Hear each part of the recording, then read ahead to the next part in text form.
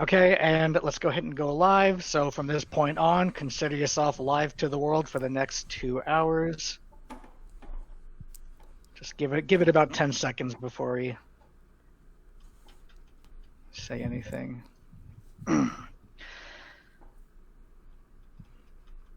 All right.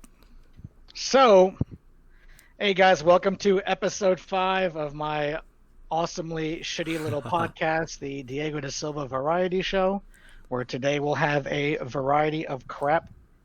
You messing with the who's there messing with this? I put myself on the big screen by accident, so then I thought, why not put you on there? You're the host. You make my head look fatter. I don't think I made your head look fat. I think I just today put on you the panel you have myself, nobody of any real importance, and then you have Rucka. Say hello to the world, Rucka. Hello. And Kirk, say hello what to the world. Up? Fire up chips, baby. We're winning the MAC championship today. Yeah, Kirk is watching his basketball game today or something nerdy. I don't know. It's football. So his attention is, he's not going to have true focus on this show today. He's going to be floating. Paying attention. Yeah, paying attention. And today we have a special guest, Mr. Garrett. How do you pronounce your last name? Mayor. Mayor, as in like the mayor of Tinseltown?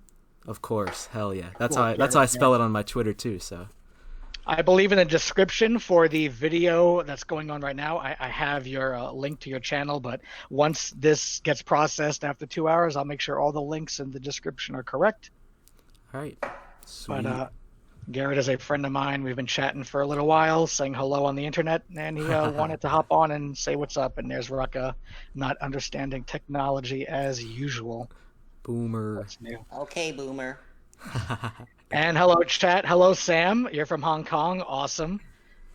Excited to clean my house to the podcast. Well, we're about to shit your house up with some nonsense, and excited to sit back and listen to the podcast. Great. I'm glad that all of you are giving us the least amount of attention possible. Appreciate it. Today we have a kind of a hodgepodge of videos, a little humor, a little seriousness to get into. Nothing of any particular order. Today is kind of like a chill day for me. I got my wife sleeping over here. She won't leave the room, so you know how things go. Hey, sweetie. So any one of these videos guys want to tackle first? Well, what do you want to tackle first? Tackle first. You're the navigator. You pick the route navigator. Okay, so like a good horror movie, you can't have constant horror all the time. You have to intersperse with moments of tension, maybe moments of humor. So let's start this show off with a little bit of horror, and then we'll go into humor later on. So here we have this nice video submitted by one of the panelists. I have not watched this video, actually. It's about trying to date in 2019 by PragerU. Yeah, this is where people go for dating advice these days, is Prager University, which once featured a video from a professor who I think goes by the name of Bradley Wilcox. You know, staining the good name of Wilcox upsets me. But it's one of their ratioed videos where it has like way more dislikes than likes, and the video essentially says that, you know, hey, you should really try to go out and get married and start a family as soon as you can. And they bring in this one instance of a 19-year-old who had a kid he wasn't ready for, and he went out and got a job, and now he makes a lot more money than his childless counterparts and all that stuff.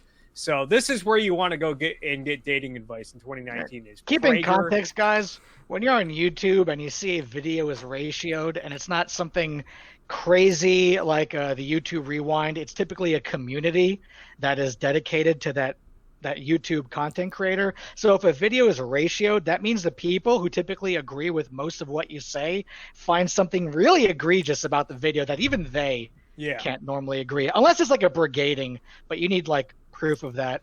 So now, a lot of people found out about the video and disliked it. Yeah. So let's go ahead and see what people thought about this video. Let's give it a watch.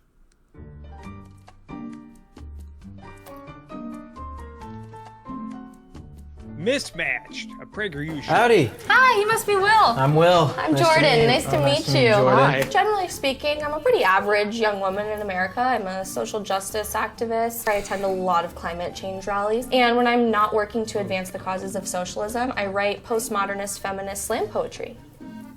Okay, so is this What is this crap?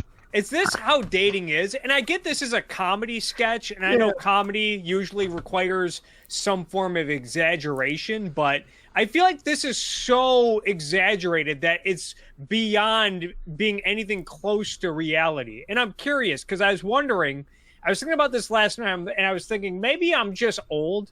I'm 33, and Will Witt, he looks like he's in his early to mid-20s. Maybe this is an issue with younger people, where the dating pool is much more like this woman who is clearly an SJW. Garrett, you seem like you're a younger guy. Is this what it's like out there these days? Absolutely, bro. All women are just SJWs and just all obsessed with socialism. And no, like it's the same as always. It's just there's a divide. Right? I mean, there's some that they're obviously more liberal than men, I think, but it's not like they're not super interested in politics like that, I don't think, from my experience at least. And I feel like even if they are that interested and arrogant about their politics, in the age of online dating, Tinder and Bumble and Grindr and Match.com, you usually find that out way before the first date. If there's like a crazy SJW that you happen to match with, you'll notice by their profile, it will say something like, hate has no home here, and, don't assume my gender, and usually maybe one of their pictures is at like a Bernie Sanders rally or some crap. And it even goes the opposite direction. I remember seeing a screenshot of this girl's Tinder profile that said, I only date conservative men. I already have one pussy. I don't need another one. A conservative might be wearing like a MAGA hat in their Tinder profile. And even if that's not the case, you usually find out by the DM interaction. Like, I don't know if you want to watch this whole sketch, but there's a point where the girls, the guy orders a steak or a hamburger at this restaurant that they're at, and she's like, how dare you, I'm a vegan, and what you're doing. And she's like, well, if you happen to match with a vegan, they would probably try to take you to a vegan restaurant where you eat a turkey made out of chickpeas or some shit. They wouldn't even let you take them to a restaurant like this that serves meat in the first place if they're that arrogant about being a vegan. Oh, we're gonna watch this whole thing. This thing looks like a train wreck. Let's keep... Yeah, go ahead. Yeah. Also, the logic in the sketch just doesn't add up. Let's check this out. This looks good. Oh, something smells like disgusting. Oh, it's probably me. I haven't showered in a month to conserve water. Yeah, that's what people admit on a date, that they haven't showered in a month. By the way, if you're on a date and your date admits that they haven't showered in a month and they really stink, isn't that just the end of the date right there? Where you're like, well, this is gross. The end of the date would be when he first sat down with her, and in trying to get to know her, she immediately goes into all of her assumptions, theories, and ideas about life that have no relevancy in the first date. I know it's a comedy sketch, and this is the selective recreation of whoever made this video. They're trying to point something out about liberalism, leftism, whatever. I get it, but if a guy sat down, or a girl, because this could work either way, they sat down and the other person is immediately contradictory to what your beliefs are, you're going to have red flags, and you're probably going to leave that table unless you're young and you're just trying to score some poon, which I think this guy is trying to do. That's what I was thinking. Like, if someone is that upfront about their politics that quick in the first date, they're doing you a favor, because they're saying, here are the red flags, and you say, oh, well, I don't have to waste any more time. Thank you. Usually people are he more also met her on an app, and apps are always about me first. And if this woman was this upfront about who she is, wherever he found her, that would definitely have been in her bio. Yeah. So this sketch already has a plot hole in it. Yeah, I think the point of the skit is that it's hard to meet people that have your values if you're conservative. Sure, but it also shows that the conservative guy can't read. This skit would have been better made if he was set up on a blind date, but it just shows that this guy is one of the dumbest people on the planet. Actually, thanks for pointing that out, because I often hear conservatives brag about other conservatives. They try to paint like the left is a bunch of crazy social justice warriors who are ugly and out of shape, and they dye their armpit hair different colors, and they're all crazy. And conservatives, that's where the beautiful women are. We have Tommy Lahren and Millennial Millie and, you know, Liberty Hangout, Caitlin Bennett. You know, you go to Liberty Hangout's website, they're selling posters of Caitlin Bennett in a tank top that shows her cleavage. So that's where the hot women are. If you want hot women, you want to be a conservative. You want to come hang out at Trump rallies and Ben Shapiro events. Hell yeah. Yeah. Let's see what we got. Ooh, Pocahontas? You realize that's one of the most racist movies in the Disney industry. Lord of the Rings, have you seen it? The movie with perhaps the most all-white male cast ever. Honestly, how dare you? So what guy, after finding out that his date doesn't shower, brings her back to his apartment for Netflix and chill, and then suggests Pocahontas or Lord of the Rings, which, if your date hasn't seen it yet, it's like 4 hours of snore. Dude, I don't care if she washes or not. She's on a couch with fucking flip-flops on. If I saw that, that's a red flag. I don't like people who get on couches in pairs and wear footwear. Socks are okay, but her flip-flops, that's just... She don't give a shit. She's just disgusting. Suggest that. I'm probably gonna get the steak and the extra cheesy mac and cheese. Wow, okay. Not vegan, good to know. No, too white. Too sexist. Too heteronormative. That's right, folks. SJWs don't watch any TV. They don't enjoy any entertainment. Also, if you're gonna bring a girl over to Netflix and chill, I mean, you're not gonna be too focused on what the show is. So, like, also, why are you gonna bring her over and say Pocahontas too? Like, that doesn't. Exactly. That's strange for the first choice, you know.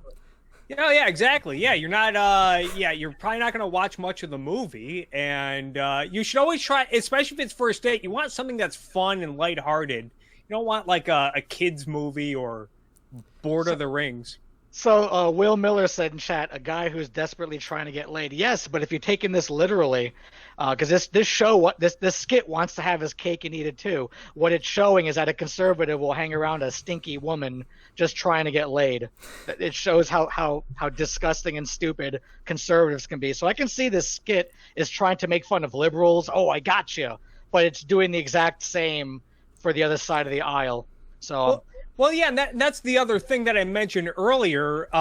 This kind of contradicts the whole PragerU message, which is, hey, we're all about, why are they promoting dating culture? I feel like that contradicts their whatever Prager's opinion would be on dating, which is it should be limited and you should try to find a monogamous partner and settle down as soon as possible. I don't think this skit is promoting like hookup culture or anything. I mean, it's depicting a guy trying to meet somebody who shares his values, and she's, off the rails.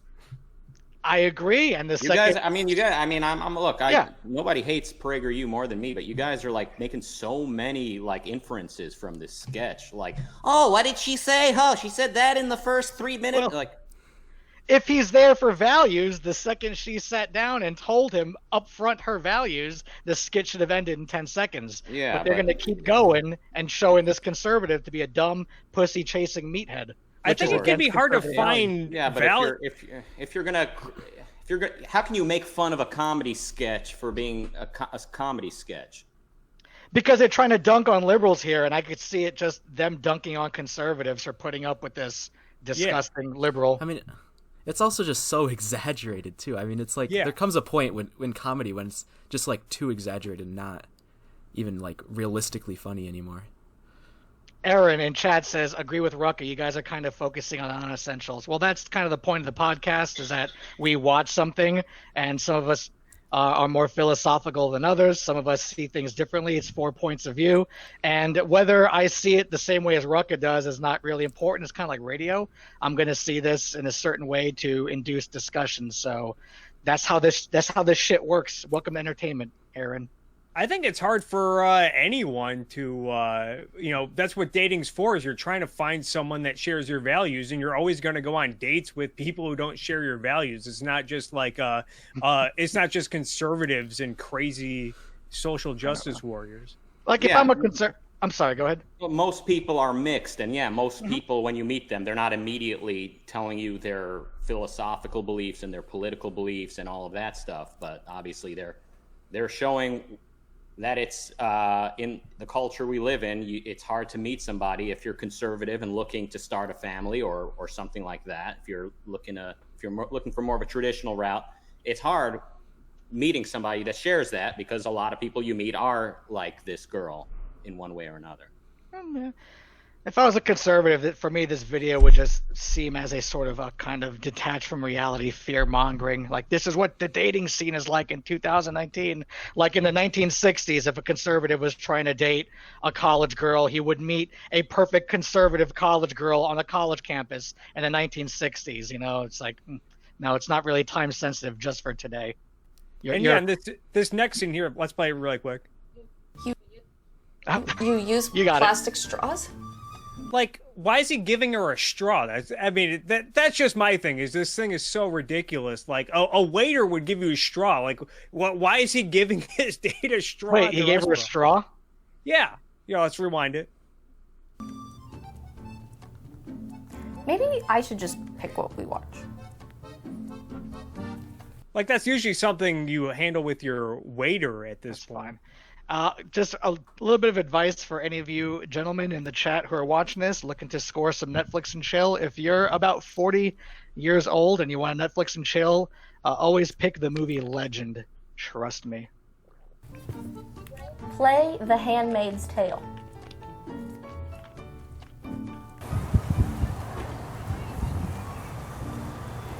Is that a metaphor? Should I be jealous? Yeah. So what do you do for a job? I'm a little I'm an entrepreneur. Well, conservatives nowadays would only be jealous if that tree was like a blackwood tree. Here in LA, businesses. So you believe in capitalism? Capitalism is literally what's destroying our society and causing so much inequity. How can you be okay with that? And I also read a really interesting piece from my college professor this week about how the orcs are actually supposed to symbolize illegal immigrants. So what a commentary on our society, really. I was reading this really interesting report. Why? Were the orcs trying to immigrate into the Rohirrim areas? I don't know. That straight white men are statistically the ones who are destroying the environment the most. That's it. That's what broke them? What? Thank you for watching this video. To help keep PragerU videos free, No, we have to hear this. Hold on. please consider making a tax-deductible donation. There you go. So if you want to donate to Prager, if you're a fan of Prager, go there and throw him a couple of bucks so he can make more quality videos like this. Now, this video was, to be clear, this video was not ratio. This was well received. Had around 250,000 views and I think 27,000 thumbs up. So this was a hit. It's obviously very cringeworthy, and like the girl is super annoying. After everything she says, she does the. So yeah, I mean, to me, like this definitely shows just how unfunny conservatives are, and they're like, the left can't meme, but like the right, I mean, the traditional right, the religious right, is pretty cringe-inducing too. But but now, I mean, reacting to this, I think you guys definitely are getting something different from it. For me, I think my problem with this is that what the conservatives are offering, what PragerU is offering in alternatively to this girl is, kind of a one-size-fits-all sort of start a family young and kind of a duty-based life, which they say will ultimately make you happy. But it's kind of like a very kind of one-size-fits-all traditionalist package that they're offering. But they're not wrong that a lot of people you meet do talk that way. I mean, I haven't showered in a month is an exaggeration, but there are girls who are like, they don't use real deodorant and they don't groom themselves in various places. So yeah, there's there's a lot of truth to this type of video. You know, obviously the way PragerU rolled it out was pretty annoying. But yeah, my whole thing with them always is a lot of, you know, as we've been saying for years, right? Watching the left get attacked. A lot of these criticisms of the left are absolutely correct, but what's the alternative being offered? Put up with smelly blondes, I guess, is the alternative. I don't know. Just for me, it just fails as a video for a message. If you're going to convey to people that liberals can be cringy, I think the people watching that channel already understand that can be a possibility. Now, I did want to go into one question, since that young lady ended with environmentalism. There were a couple of questions I got earlier in the week that I wanted to address. I'm going to address the top question later. That's a more involved question, but it might be a little hard to read. But I'm going to go ahead and address this second question here. So Sam H asks, I am an environmentalist in half quotes. I don't know who Little Dicky is, but that was painful. So at least we got that correct with this gentleman. I listened to this podcast to learn more about Objectivism, plus Kirk and Rucka separately. I'm good that he watches you guys, and you should also check out Garrett's link in the description after this video goes live. I don't agree yet, and some of your best premises seem incorrect, especially with regards to regulation and environmentalists. Okay. I'd personally like to see more specific examples of how deregulation of a specific market, take building, as this seems to come up more, would be better under Objectivism, but using specific legislation that is prohibitive to this goal. At times, it comes across as people talking like Alex Jones conspiracists. Apologies if this sounds overly negative. I do enjoy the show and appreciate the long form and not time constraint like a lot of other podcasts.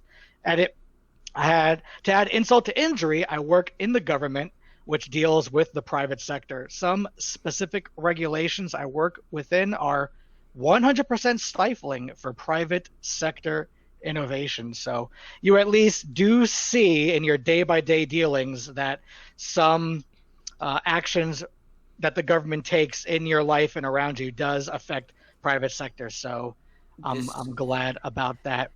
Now, you said at times it comes across as people talking like Alex Jones conspiracists. In a sense, because we may be, well, at least I may be speaking in terms that are abstract or higher level concepts, and I don't have the preparation or the mental planning to relate everything I say to examples. That's something I'm working with. So I may have an idea and I don't know how to relate it properly to a real world example for the viewers. And that's how a lot of people tie concepts with realities. You give them an idea and then an example and they're like, oh, you tie that knot for people and then they get it. So this podcast is you may consider a philosophical podcast that talks about culture. So sometimes the three or four of us will talk about aspects of the philosophy that we're familiar with and that new viewers may not be familiar with. So if we say something as environmentalism leads to suicide, this is a concept that many of us have spent years to integrate and understand, that a new viewer may just hear me say an environmentalist who loves trees actually wants to kill all humans. There's no way you're able to tie those words together in a coherent manner. And this is not really too much of an educational podcast. Otherwise, I would take specific questions and then break it down for 6 hours in a long-form lecture format. So that's why we may come off as Alex Jones conspiracists, because we may not connect with what you say. Now, before I get into anything about regulations, do you gentlemen want to get into this on your own? Yeah, well, first, this guy's literacy makes him an excellent candidate to work for the government. He wouldn't use like actual sentences or form a coherent thought. Second, the only purpose of living, the only reason to live is if happiness is possible to you. If you're unable to achieve happiness, then why live at all? There's no intrinsic value to life. You're not just duty bound to keep yourself alive and to sustain yourself. I don't recognize such an authority anywhere. So the only point of living is if happiness is possible. And the only way to attain happiness, or the only chance you have at attaining happiness, is if you're living free, if you're able to think independently and act on your thoughts to pursue certain values, further your own life, live for yourself, and enjoy the fruits of your labor. So when the government is regulating you and impeding your ability to do that, right off the bat, you are now losing the ability to attain happiness on Earth. And furthermore, their regulation is at the material level is stopping you from attaining what you need to live. You need to be able to build and to sell, as I put it famously a week ago. You need to be able to do these things. So when the government starts to meddle in the economy, meddle in people's business, it just makes things 1,000 times worse. This guy wants an example. Look at all of the 20th century for examples. Look at the contrast between the relatively free countries versus the command economies. And look at the degree to which the government does control to see when things flourish and standard of living rises or stagnates or declines. I mean, you know perfectly well, everybody after World War II knows that communism was an enormous failure leading to a bunch of deaths, and the degree to which a country is free, the opposite of true. So there's my several cents. Go ahead. Oh, Sorry. And with regulation, essentially what the government's doing is just telling you can't use your own mind. We know what's best. We know how you should use your mind. And this just doesn't work because as human beings, we have to use our own rational faculty to think and to produce in our own ways. And I guess for a specific example, you mentioned building. I remember back home, one of my friends' families wanted to build like some deck in their backyard, and they were like digging a hole in it, and they were going to build it, fill it up with concrete and stuff. And then the hole was like slightly too narrow, or I don't remember the specifics, but so then they had to like redo it, completely change everything. And it was a very, very minor thing just because of government regulation that just fucked them over. Yeah, I'm also I'm a little confused about the wording. Like, how would deregulation be better under objectivism? And I don't know if he meant it this way, but it's like when we talk about politics, we don't want a philosopher king, an objectivist philosopher king to rule over everyone and tell everyone what to do and how to live. The objectivist philosophy applied to politics is just removing force from society as best as possible and protecting individual rights. And I think everyone would be better if everyone were using their mind and free from coercion. I mean, it doesn't really take much to conclude from that. So, when we have to be clear that government is force, and so when it comes in to regulate, you're basically saying that people can only deal with each other by means of force, and we're going to use government as that means to regulate and tell people how they're allowed to deal with and trade with one another because reason is out the window. By the way, so a better way to ask it would have been how would it be better under capitalism? Yes. Because capitalism is the political form that objectivism offers. So it's not. And by the way, why did he put quotation marks next to better? Like, see, this is just the level of stupidity that this question had. What can you tell us how it would be, quote, better under are you saying there's no such thing as one thing being better or worse? Is that what you mean by, quote, better? Like, why couldn't you just say better? It would have asked the question I think you're trying to ask. So dumb. So when I see this question, I get where these three gentlemen, how they tackle the question. When I see you ask, I personally like to see more specific examples of how deregulation of a specific market, take building, as this seems to come up more, would be better under objectivism. What I see is that you live with certain premises and assumptions that are X. Here come a bunch of strangers who call themselves objectivists, and our premises are Y. And I'm not a philosopher, and I could tell by this question, you're not a philosopher. So I understand the context of what the words you're saying are. So so you are just throwing these words out like better under objectivism. I don't take it that you need to understand these terms as correct as Rucka, Kirk, or Garrett do. I just see you as a person that lives under premise X.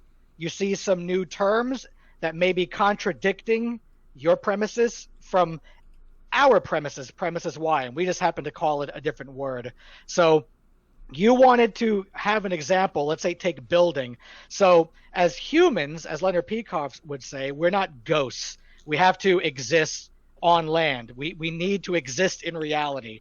So you need land to live, and you need shelter to exist. Otherwise, the elements would destroy you. See the last podcast we did about how, tangentially, about how advancing technology reduces the amount of climate deaths in the world. So 100 years ago, people lived in huts, and in the 1920s, 1 million people died around the world from climate-related deaths. But today, that number is down to almost zero, where homes and infrastructure are so good that people just don't die to hurricanes like they used to. But that requires homes. So let's say, as Garrett and Rucka said earlier, you need to use your mind to exist, and you have some new materials to build some great kick-ass buildings, let's say in Haiti, right? Let's say you're an altruist, whatever, doesn't matter. You want to save people's lives, but you have this great idea to do it. You go down there, regulations say you can't use certain materials, you can't import certain things. Tariffs from Trump say it's now more expensive to bring steel in. There's a spider web of 1 million economic issues that dictate how you can use your mind to build your house. So because there are so many laws and regulations constricting what you can do with your imagination in the way you might understand it, the house, your end product, is going to be a fucking shack. You can't create the state-of-the-art glass steel building that can take a Category 8 hurricane, because strangers in multiple countries think they know better for the people living in the mud in Haiti than you do, seeking your own self-interest in trying to create this great building. A more concrete example, as you can see in Los Angeles, New York, and other high-density areas, is that regulations stop you from physically building buildings. That does a couple of things. It increases the cost of rent and ownership, let's say in Los Angeles, because if you have 1 million people looking to buy homes in Los Angeles, but you only have 500,000 homes, the landlords and the owners can now charge a higher price for those buildings because the supply of buildings is lower than the demand. This is economics 101. You go ahead and you apply for a license to build a building, and you can't. Why?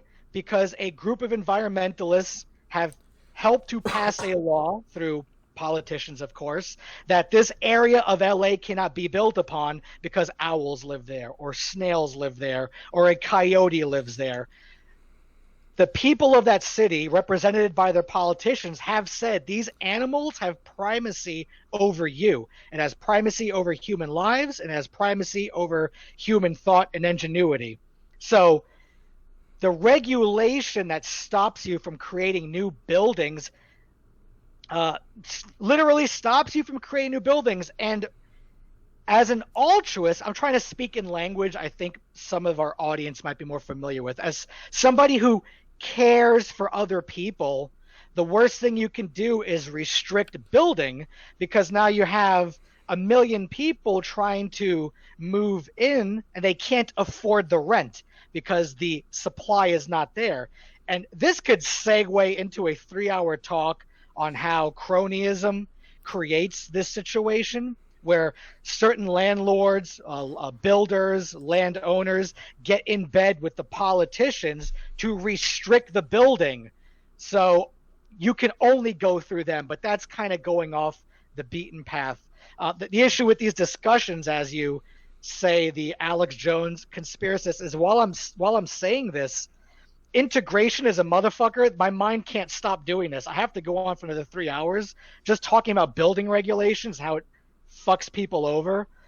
But the basic premise is that you're innocent until proven guilty, meaning you should seek your own happiness. You should build your own products, and no one should treat you as a guilty partner in anything.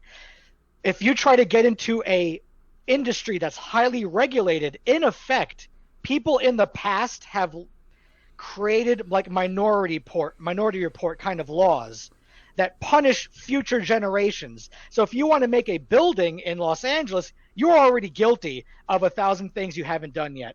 You're guilty against the environment. You're guilty against poor people. You're guilty against the proletariat, whatever.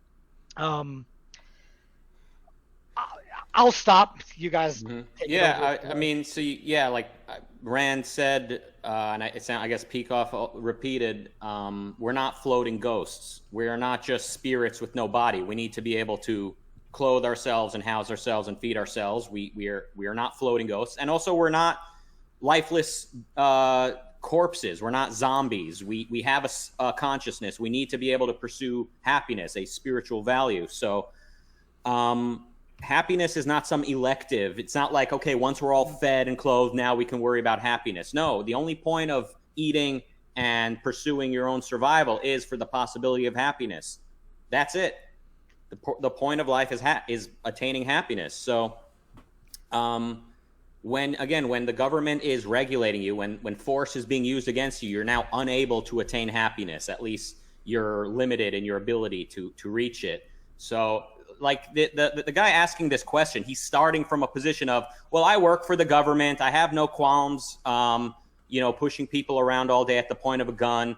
But, I'm open to hearing your argument about why it would be more utilitarian, why it would ultimately maximize well-being on Earth if we were regulating less. And I would just say, no, you're starting at the wrong end of this journey. You need to start with, what do I want to do with my finite life? And if you're inspired to pursue happiness, if you see happiness as something that you're able to achieve, and then you start to pursue it, you'll know self-esteem is one of these things, and that you're required to be free in order to do these things, and then so is everybody else. So let's say you are a young woman, for this example, a black woman, you're 16, you want to pursue a future in like hair work, and this is an example that Yaron Brook gives, and it's a really good one. You're 16, you're trying to get a job, yet all the jobs out there have a minimum wage, and you can't produce at $7.50, $10. So the government has already told you as a 16-year-old it's illegal for you to work unless you conform to the wishes of a few politicians. Okay. You have a house, you decide you want to open up a shampoo parlor in your house. You just want to shampoo hair. You have some friends. Weaves are expensive. They're like $1,000, but you really know how to work with weaves. You open it up in your home, the police will come and shut it down because you didn't get a license. In California and in Florida, there are licenses to do hair. California is far worse. I give credit where credit's due. This is an example that Yaron Brook gives. In California, it is illegal for you to wash hair, work on weaves, unless you go to school for years and get a license. What the government and society is pointing to you at a 16-year-old is saying, you're trying to pursue your happiness. You want to leave your house. You want to pay your own rent. You want to be independent. You want to pursue your own rational goals. Nope. You're guilty of something we can't name. We can't put a finger on it, but you can't work. You're guilty because if you work out of the house, you're guilty of something. If you work for less than minimum wage, you're guilty of something. And at a base level, that's altruism at work. People are passing laws to further their political goals, and they're sacrificing the poor in the guise of helping the poor. And there are thousands of these regulations across America and every state. The hair washing one is just a real famous, easy one to use. But if you try to pursue your own goals, as these gentlemen are saying, pursue being happy, you can't do it unless you get the express permission of strangers. And that is not a free society. Now, people may ask to counter it, well, what if you break the law? Well, yes, there are laws, but you're innocent until proven guilty. And what regulations do is they presume you're guilty until you follow the rules. Yes. Yeah. Okay, sorry, go Kirk. Oh no, well there was another, you don't even have to go to the 16-year-old that wants to do hair. A couple years ago, Country Time Lemonade announced that they were going to be paying fines for kids who violated some local law, because there is this, I don't want to call it an epidemic, but you do see stories on the news from time to time about kids who opened up a lemonade stand, but they didn't file for a business license, or they weren't checked by the local health department. So then they get fined and they get shut down by the police. And Country Time Lemonade said, look, if you get shut down or if you get fined, we'll pay it, so you guys can keep operating in business. That happened in Canada a couple of years ago I remember a young girl tried opening up a stand, and a city hall official showed up and shut it down because she didn't have the permit for it, among other stories that you can find about these things. But yes, absolutely. The whole goal of being a rational egoist is you're trying to figure out who you are, what your goals are, and long-term planning to achieve them. Be productive, be a human being. But every time a regulation cuts you off from thinking, it's in a loose sense, severing your tie from acting as a human being and treating you like an animal. You can no longer think long-term and plan long-term. And if you try to run a business, you can't do anything long-term, because any day out of the week, some government official can show up, show a regulation you didn't know about, and then shut you down if you don't play ball. So people think that cronyism is a aspect of the free market. It's not. You can try opening up a business and being as free market as you want. It's always the government that's going to step in and impose itself on you, and that's done through regulation. And in my opinion, this may be a little bit of a rationalization, but whenever I see regulation, I just see fascism. Because if you want to be property-based about this, if you're trying to do something with your own property, there are 3 things in general a government can do to you. Leave you alone. That's capitalism. Just take your shit. That's communism. Or allow you to use your property under the guise that you own it, but under certain rules, and that's fascism. So any kind of regulation, it's a fascist regulation of your mind and your property. And the more regulation a society gets, whether it's through tariffs, local laws, or anything, that's actually a stepping stone towards fascism. And after fascism, you get communism, where they just straight up and take your shit. So that's just my take on it. Yeah, I mean, when the government gets in the business of regulating and engineering society, then you do then have alliances between politicians and businessmen, and we end up with fascism or something on the way to it. Mm-hmm. And so, yeah, people, they do equate cronyism with capitalism. Whenever you advocate capitalism, they say, okay, fascist, why do you want to give these companies all the power? No, I want to take away their power. I want them to be at the mercy of reality itself, and they need to survive on their own merit. Whether they're big or small, they're on their own. So I want to get the government completely out of regulating and only have them arrest criminals and arbitrate disputes. Thank you. I'll be here all week. Go ahead, Garrett. You're going to say something?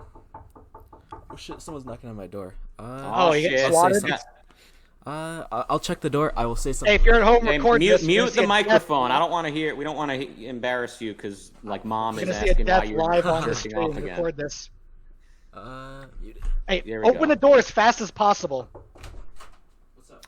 Hello. I got the chat room open. This guy P.S. Burton. It's like he read Opar and is specifically asking every annoying question that like Peikoff predicts people are going to ask. Just every question. Okay, he goes, Objectivism starts with the assumption that you don't want to commit suicide. Why not commit suicide to avoid the suffering of life altogether? How can you love a woman for more than her looks, he asks. Like, I get separating like the way a person looks from the rest of them. He asked about the universe. If there's no God, how can the universe be? Like, how did something come from nothing? As if nothing is a thing, that something came from it. He asked, the big one that caught my eye was, if everything you worked for vanishes when you die, then how can you be happy? So, like, think about what he's implying here, that in order for happiness to be possible, life needs to be infinite, and for something to be valuable, it needs to be infinite. But isn't the opposite true? In order for something to be valuable, it's finite. You got to preserve it. You got to fight for it, work for it. And so if you die, if you're dead after death, that means the happiness you attained while you were alive didn't happen. Yeah, these are the facts. You only look at reality. You say, I exist, and only existence exists. So what do I want to do while I'm here? I want to be happy. So you pursue life-sustaining values and life-enhancing values. And yeah, so many of these questions, it's like he's P.S., what's his name again? P.S. Burton? Yeah, Burton, you should, if you're not trolling, you'd be a very clever troll. I don't know what the point of it would be, but it's almost like you did read this book and are specifically bringing up these questions. Read Objectivism, the Philosophy of Ayn Rand. It's a book that step by step walks you through the philosophy and addresses a lot of these very commonplace skeptic arguments that you're voicing. Yeah, I have a tendency to start answering his questions, but that's going to take like 3 hours, and I'll save some of these questions for another show. So, P.S. Burton, no problem. I got you, bro. So, any other comments or concerns about this environmentalist question that you gentlemen would like to say before we move on? Just when you realize that self-esteem is something you need to pursue, when you realize that happiness is something you want to attain, capitalism is an easy argument. Like, capitalism becomes the easiest thing to get on board with. Like, oh, okay, I get it now. This is not the battle. This is not what objectivists need to convince people that capitalism is better for people, because reality has already demonstrated that repeatedly. They're against capitalism because they're against selfishness, because they're against pure unadulterated reason, because ultimately they don't realize it, but they're against primacy of existence. Yeah, and I think just regulation in general is such a low view of humanity. This idea that you can't think, we need people to think for you. It's just it's so prevalent throughout all of the society right now. It's just it's such a low view of humanity that we can't think for ourselves. We can't achieve happiness on our own. All I can say to my friend P.S. there, thank you for the questions. This show has some firebrands on it, which is great, and this show has some big old wet pussies on it like me, which is also great. So we'll gangbang your questions from different angles at a later time, because you ask a bunch of them, and you should know better, naughty boy. But I'll treat you nice for now. All right, so this is actually, you know what? I'm gonna go ahead and answer this question at the top. Well, how to work on self-esteem. Oh, good Lord, you guys. I want to hit this question up at the top here that Sterling Hazelton asked. We had a little discussion on the YouTube comments earlier the week. So this is just one section from our discussion.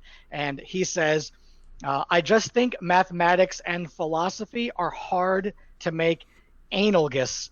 From my understanding, mathematics is a tool to describe the magnitude and relation of objects in reality, whereas philosophy is a tool used for living by use of thought.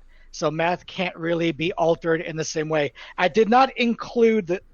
He made a comment in an earlier paragraph where he's trying to relate mathematics and philosophy, and he thinks the two of them are different, that mathematics and philosophy are two disintegrated concepts.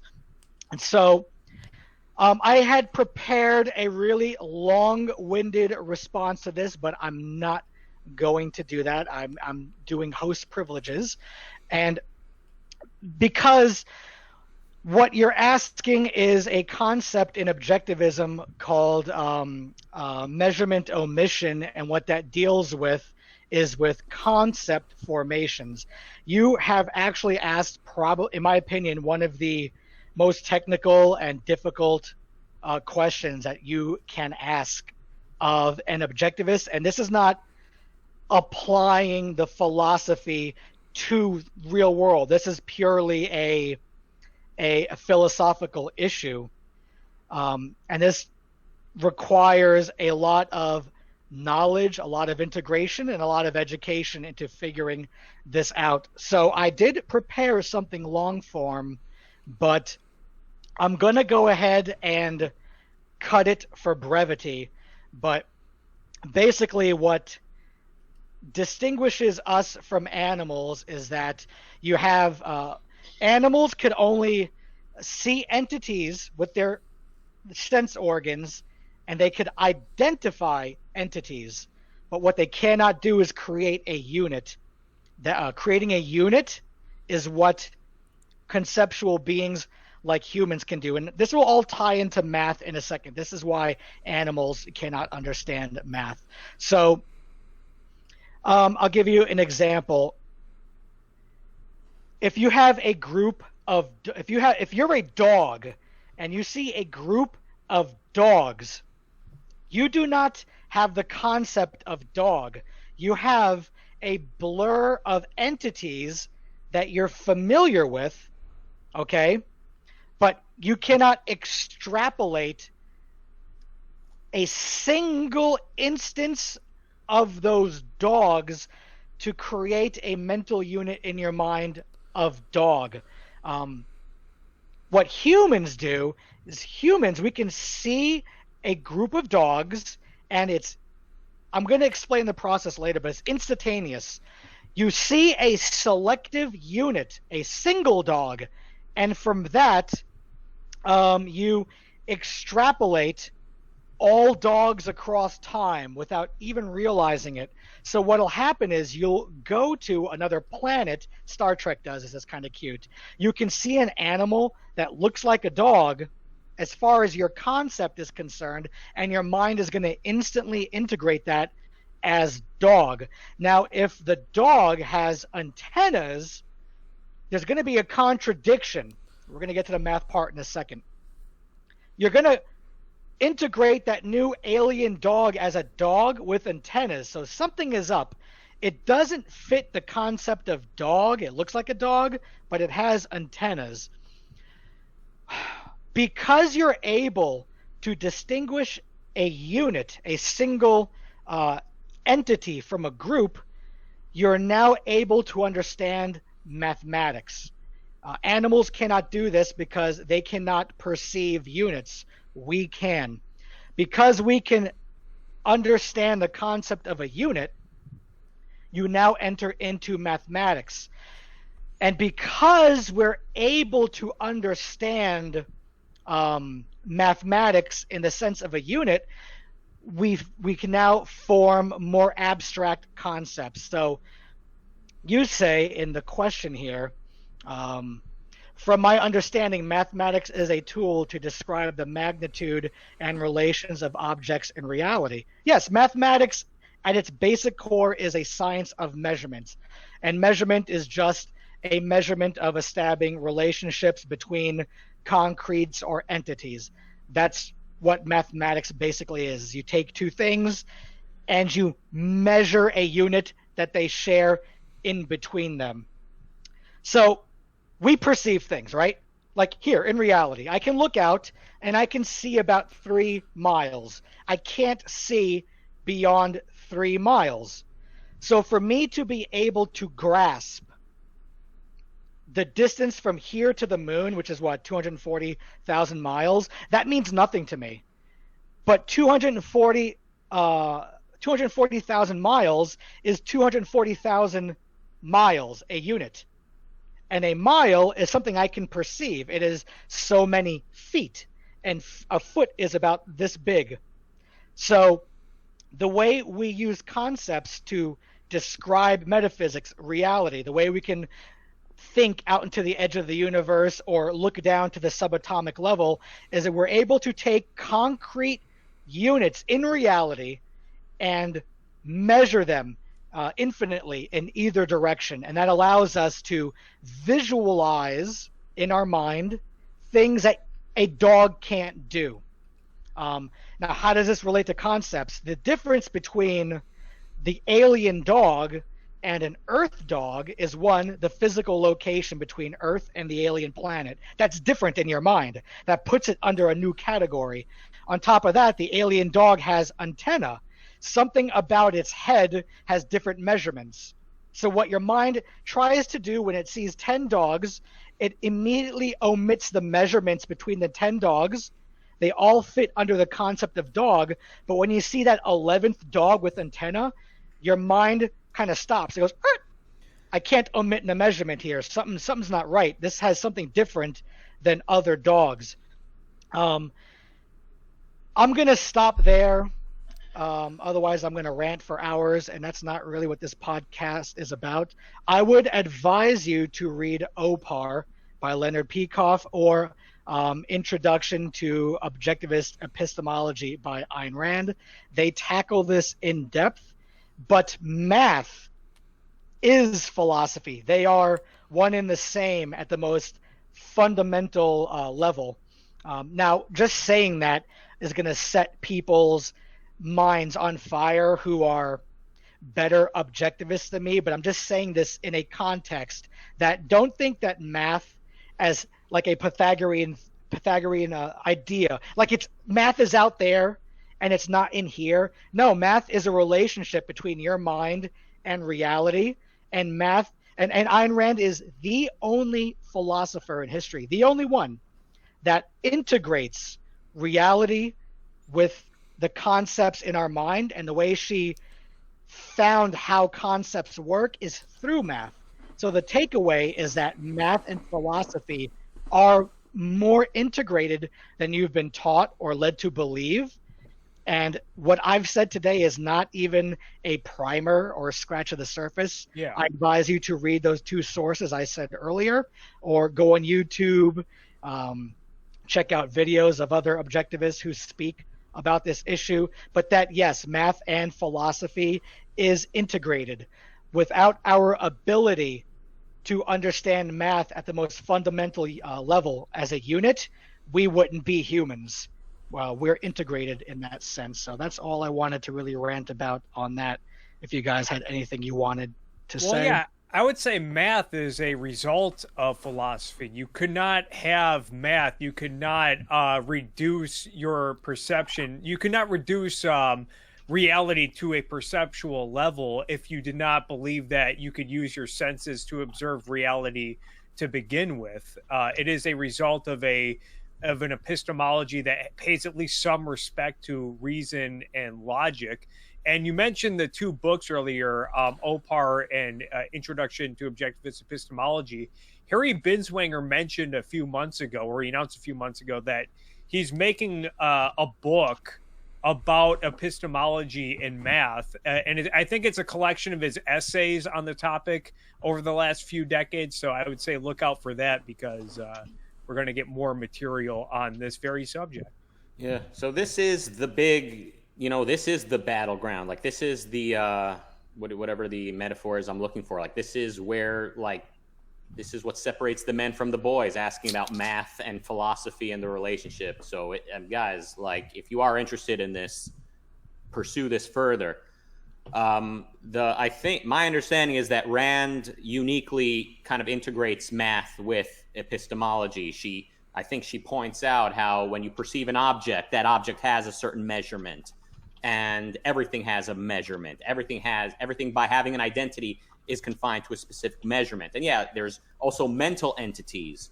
Now, those you can't exactly measure, but they're also confined to their own identity, and they only exist as mental entities. So, so math is not a detached, rationalistic game of ideas. Math, I think the questioner is contrasting math and philosophy. I think you could not do math unless you implicitly understood that every unit has an identity. Every unit is what it is, and therefore you're able to add and subtract and multiply them together. So, Sterling, hey, there are a couple of questions I want to get to in chat. Sterling, before I get to those two, Sterling Hazelton asked, do you consider a statement like 1 = 2 as math? Well, it's yes. It's just an incorrect statement. Now, math, it is a property of reality. So if you get 1 = 2, the contradiction is you. It's your concept. You're not relating your ability to identify reality with reality. In reality, there is no 1 = 2. There is just A = A. There is no A = B. So this goes into a big thing about the current state of physics and quantum physics, where you can have some physicists be correct and others be incorrect. And we kind of talked about this last week. The more you abstract from abstractions and you detach your theories from reality, the more you're going to commit an error. And an error is the law of logic, A is A. So the more you sit on a chalkboard and try to prove something without experimenting and checking with reality, the bigger chance you have of detaching your theories from reality and speaking gibberish. The reason why people like Einstein is because Einstein did that. He would have a big-ass chalkboard, extract this giant-ass equation, and people test those equations, and as far as we know, they work. So other physicists will do the same thing. They will spend years researching something, create this giant abstraction, and like Stephen Hawking, they'll come up with, well, there's a black hole, so math says there's a white hole. Yeah, I know that's what it says on paper, and you're going off of what other physicists have said, and there's a collaboration. But until you can prove a white hole exists in reality, it's just a floating theory in the sense. So if a new physicist enters the field, they can't take what certain physicists say as a gospel and run with it. That's just rationalization in the highest order, or even a form of subjectivism. As long as your math is anchored in reality, you'll be fine, because math is reality. Someone also asks, where is it? How would unreality interact with your senses? There is no unreality. There is only reality. If you can identify and point to an unreality and show it, like let's say you created a machine that opens a portal and it shows unreality, it's now reality. It's just a new continent we haven't explored yet. We'll get some ships, we'll go over there and check it out. There is no such thing as a nothing that exists apart from reality. So let's say, for instance, just for the sake of argument, there is a God and there is a heaven, and we just haven't discovered it yet. Okay, let's say tomorrow someone creates a ladder that you can climb, go into heaven, and see God creating miracles. That's no longer supernatural. It's just part of reality. So the very concept of an unreality or another dimension, it's an invalid concept. And it's okay to chat about that, polemics, we're fucking around, but to treat an unreality as something real that you create math on, and then, as a lot of politicians do, like with climate change, you start pushing policies based on faulty models and imaginations, then it affects reality. It destroys our world. So you have to be careful. There is no unreality. It's typically for a firebrand objectivist uncle, if I would have read that and said, how would unreality interact with your senses, I would quickly say that's an invalid question and I would move on. But I wanted to just give a little more long-winded ranting explanation that if you discover unreality, it just becomes reality. By the way, you said I'm not picking on you, but you said there's no A equals B. I think what you meant to say is there's no A equals non-A. Yes, thank you for the correction. I appreciate it. Yeah, my brain was just thinking of the letter being different. Yeah, you got it. Yeah. P.S. Burton in the chat room is like a secret shopper, when you work at a store and there's a secret shopper to make sure you're following protocol. I think this guy is either objectivist or has read a lot on it. he's asking the exact, or either that, he's doing that, or these skeptic premises are just so prevalent that just a random guy that drifts into this chat room happens to ask all the exact questions that Peikoff addresses in the book. But he asks, how do you know your senses are perceiving reality?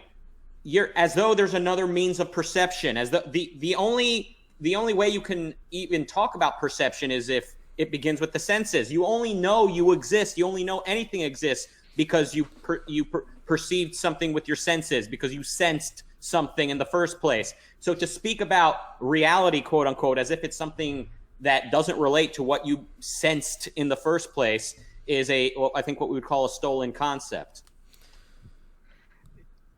Absolutely. How do you know whether you are... See, first of all, P.S. Burton, I don't know your age. I don't know who you are. I don't know if you're a troll. I don't know if you're honestly asking questions. That's the issue with online anonymity, which I'm fine with. But if you're anonymous, some people may treat you as properly a troll, and some people may give you more credit than I should be giving you. But you do ask, how do you know whether you are perceiving reality through your senses? As Rucka said, there is no other way of perceiving reality. You can only perceive reality. And what you're inferring from that question is, well, if you have two people, one with normal vision and one who's colorblind, who's really seeing reality? They're both seeing reality. It's a relationship between your sense organs and existence out there, existence, I get those words, entities out there in reality. So let's say you have an apple, it exists, light bounces off the surface of the apple, and the apple absorbs certain light, right? And you have me, a colorblind person, and a bumblebee all looking at the apple. The same apple, three sets of sense organs. I see the apple as red. The colorblind person may...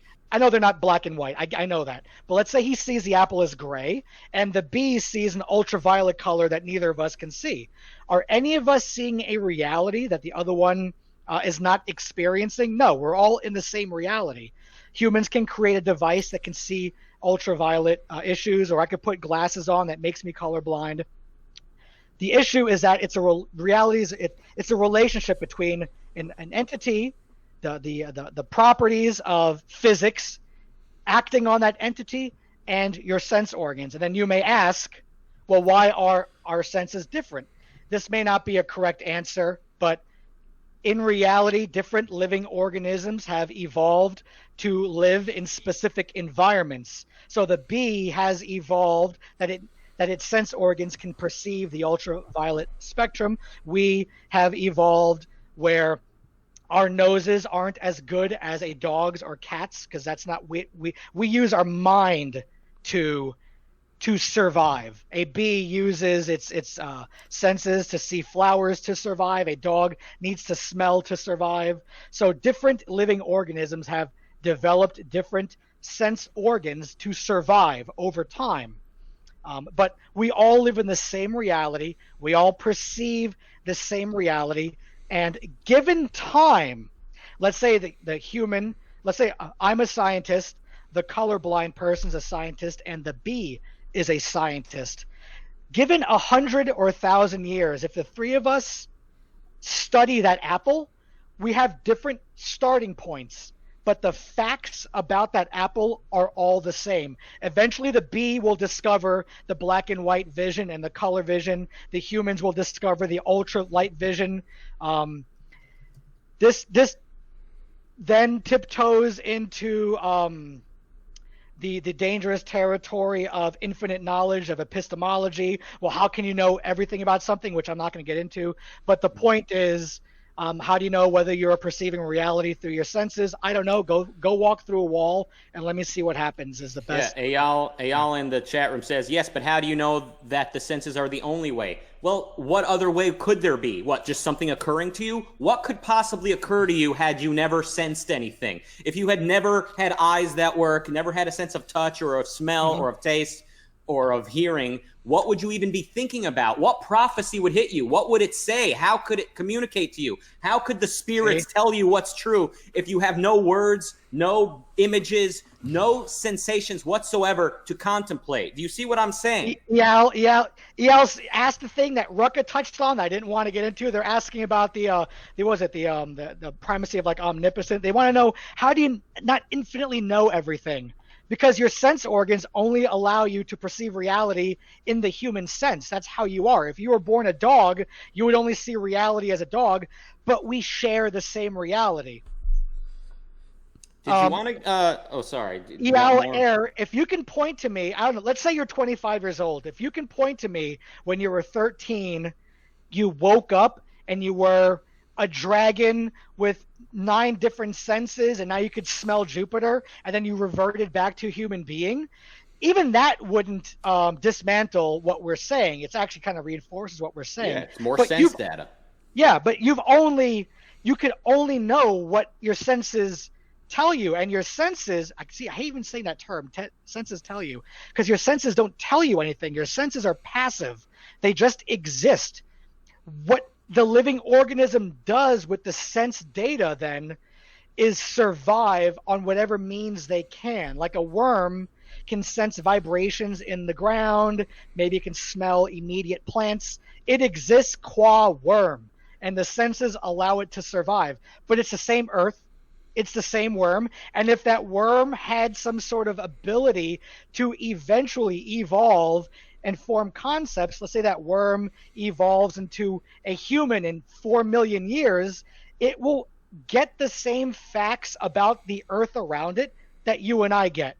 The facts of reality are there for living entities to discover and survive. We take the good things in, those are our values, and we survive, and we eject the things that go against our ability to survive. You may ask, like, I did a video with these gentlemen a couple weeks ago where Dinesh D'Souza pulls the Kant. Kant is the destroyer of senses. Before Kant, skeptics or intrinsicists, they would at least value senses up to a point and ask valid, rational questions. But Kant basically says, no, fuck it, your senses aren't working. Yet he's robbing reality. He's still living in existence. He still goes out and shops and buys things and exists, yet he's denying reality. Like what Dinesh D'Souza does is he says, how can you know the ship is really out there in the ocean when the heat waves distort it? You can't know the ship is out there. But then how do I know Dinesh D'Souza is talking? How do I know he's real? By his own philosophy, I can't take him seriously. But he's begging the question. Dinesh D'Souza is denying the senses while hoping the audience is relying on their senses to accept what he's saying. He is insulting their audience, saying, you are some dumb motherfuckers. You can't navigate reality. What you need is a philosopher king. What Aristotle and Ayn Rand do is they tell you, no, you don't need other people to live off of. Your senses are valid. When you woke up this morning, you put on your pants like anybody else. You went to work. You paid your bills. You didn't float through a wall. You didn't fly to the moon, and dragons didn't attack you while you're driving. No, you're in the same reality as everybody else. And I want you to be an independent, confident, rational individual to take charge of your life and make the best of what you have. What other philosophers who want to steal your wealth or subvert your thinking, they attack the very root of epistemology, starts with the senses, in a sense. So they have to convince you that what you see isn't real, so then you can go ahead and start believing what they say. Your senses are how you perceive reality. There is no other way you perceive reality. Do you Kant all see, scammed the world. I'm sorry, go ahead. Do you all see the alliance that skeptics and religionists have? The religious people love that skepticism is there, making you doubt the scientific approach. And in turn, the kind of trade-off is that the skeptics stay out of morality, they stay out of spiritual values altogether. They let the religious people carry that. And that's why we have this duality all around us today. We have people saying, yeah, science has its place and faith has its place. Reason and faith have their places. If you're watching this right now live, or if you're watching this as a video, and you think your senses can't be relied on, you're evading reality. You're using your senses to hear us talk about this. This is just a circle thing. I'm just going to say the same things over and over again. I don't know. That is true. Your mind, your epistemology had to have been so corrupted by people who know what they're doing to you over decades through public education, through church, through feminism, whatever you want, anything. They work their hardest to destroy how you perceive reality, to convince you can't perceive reality. So I get this thing. People come to me as an objectivist and they go, yeah, but Diego, what you and Rand say is so obvious. It can't be that simple. Yes, A is A. Reality is this simple. What other people have done is that they take reality, they go into professorship, education, and they overcomplicate things to make themselves on an ivory tower sound more intelligent. Because if they just say simple, if you go to college, you go to like let's say a class, first day of class, and the teacher goes, A is A, dismissed. What, they're going to pay that teacher to do that? No. These colleges are going to pay people who sound smart. This is just a pragmatic thing. Yeah, but I don't know where you're going with this, because I mean where I'm going with this is that other educators overcomplicate the issue. Yeah, they do. And this comes from a philosophic tradition. This comes from centuries of philosophers not knowing how to integrate the senses, not knowing how to form a concept. So that got us to this point. So it's not just like a scam that, well, teachers needed jobs, so they're getting paid to confuse everybody. P.S. Burton asked, were you going to say something, Garrett? No, I saw your mouth open. I do that. Yeah, Peikoff called what you're describing complexity worship. It's people who, they want to make things more complex because they want to, they don't want to deal with reality, but they also want to sound more intelligent. Like, oh, well, you can't really know what's real, and here's, it's a lot more complex than that. Yeah. So I'm sorry. Go ahead. Yeah. And I mean, once the world becomes so complex and so difficult to understand, then you need something to relieve the complexity, because you can't live with complexity. I mean, that's a basic fact of human nature. You can't live when everything's super complex all the time. So you need something to fix this complexity. So you need a government, you need society to tell you what the truth is, or God, or anything like that, because you don't know, you can't know the truth in all the complexity. What he's saying is correct, and this is why libertarians are fucking trash, because they sit at the political level. And they wonder why regulations and laws and society is so complex, yet they can't answer the questions on why society is built by the educators to be so complex. How do you control a business owner? You make the laws and regulations so complex that if you step out of line in any way, they got you, they own your money, and they can throw you in prison. But you can't ask a libertarian these questions because they don't understand metaphysics, epistemology, or ethics. They sit at the political level like fucking dumbasses, aping the good things from Rand, her politics, and ignoring it. What, you think any libertarian could have sat in this? Any four libertarians on the planet who took libertarianism seriously could have sat here and talked about epistemology, Kant, what Rucka has talked about, what Kirk has talked about. No, they can't do it. They have no idea what we're talking about. And yes, ILR. Wasn't Kant the philosopher who said you were cut from reality? That's the catch. That is, Kant inadvertently gave Christianity an upper leg, because Christianity as a religion doesn't deny reality. Christianity recognizes you're here on this earth, live the one life you have, and when you die, you go to a magical land and you fart on unicorns. But so when the disillusioned left can't grasp with reality, because Kant, he exemplifies the left in modern day education. When people are lost and they get red-pilled, where do they go to? Like a Nick Fuentes, a Dennis Prager, a Ben Shapiro. They go to somebody who's off, or Jordan Peterson, someone on the right, who's offering them reality.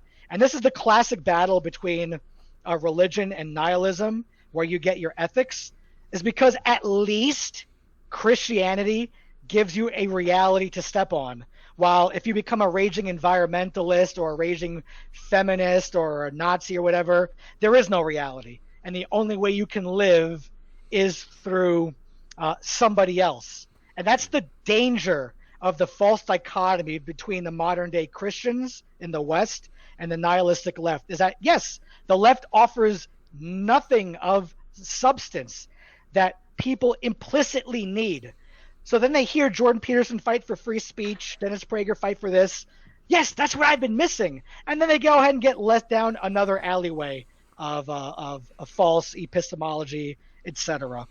But yes, Kant is the destroyer. He is the one that destroys people from reality. Even the nihilistic leftists, to the degree that they're living up a life with pursuing certain values and espousing their beliefs. Like the character from that PragerU skit, she's speaking the language of morality because even she needs some type of moral code with some relationship to what she thinks is reality. So this is something that people need. We do need a moral code. We do need some type of integration. So misintegration is unfortunately, or disintegration is unfortunately how people go about it. But even when they're disintegrating, they still end up kind of integrating it anew around some type of view of the world. So even if it's around something as nihilistic as environmentalism, they're still trying to integrate around it and form some kind of coherent worldview and lifestyle. All this talk about different realities, non-realities, reminded me of this old Nickelodeon bumper. It's pretty short, but they talk about actual reality. First, there were video games. Then came virtual reality, simulated lifelike perspective that makes you feel like you're there. But now there's something that blows virtual reality completely away. Actual reality. Feel the weight of the ball because you're actually holding the ball. Feel the wind as you move because you're actually outside. Feel the high fives because you're actually there. Nickelodeon wants you to tune into the most advanced system ever created. Yourself. Oh. Actual reality. Nothing else comes close. Hell yeah. Wow. So you're telling me Nickelodeon has a better grasp on reality than thousands of overpaid philosophers in the past 200 years? Wow, that's insane. Generally, I find that a lot of children's programming has more of a positive message and artistic take on things than adult entertainment. I don't mean porn. I mean just entertainment for adults because kids don't buy like nihilism. They want to see a hero. They want to see a story. They want to see pursuit of values. Speaking of a story that a kid would never be stupid enough to buy into, P.S. Burton in the chat room says, in Huxley's Brave New World, people have been brainwashed and genetically engineered by the government to be slaves and enjoy being slaves. What is wrong with this if they are happy? First of all, Brave New World could never happen. The government could not function. The people in the government would kill themselves or lose their mind. Same with 1984, the book. Yep. That could not be sustainable for more than a short while. And then what would be wrong with it? It's not happiness. Happiness as human beings comes from pursuing rational values here in reality, having a bunch of people being told. I mean, the genetic engineering part doesn't matter one way or another because once they're born, they're a human being with a mind and certain path to happiness. And they're not going to be happy unless you free them and give them the tools, or let them have the philosophic tools to, what I mean is don't distort their philosophic framework, but just let them observe the world and pursue certain values. They're not going to be happy otherwise. I don't care what Huxley fantasizes about. Yeah, this is turning into the P.S. Burton show.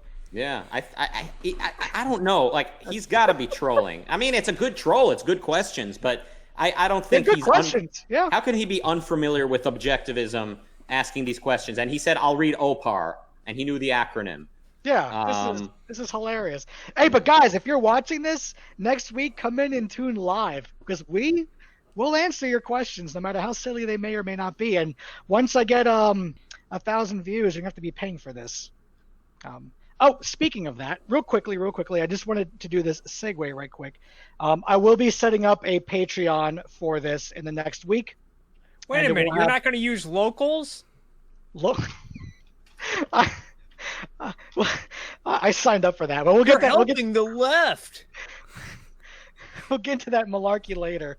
But yes, in the description after this gets processed, I do have a Discord, and later in the week, I'll have a Patreon up because I'm going to start a second show during the week for movie reviews. And what I want is for the Patreon to pay for the people to go see the movies, for the tickets, the popcorn, to enjoy themselves, for our time.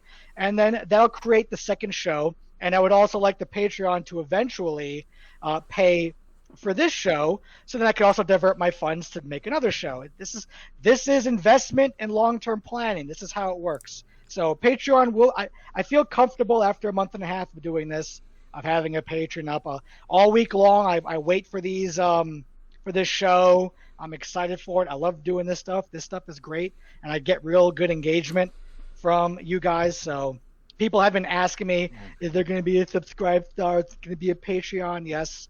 We will have that. You will be able to throw your money at me eventually.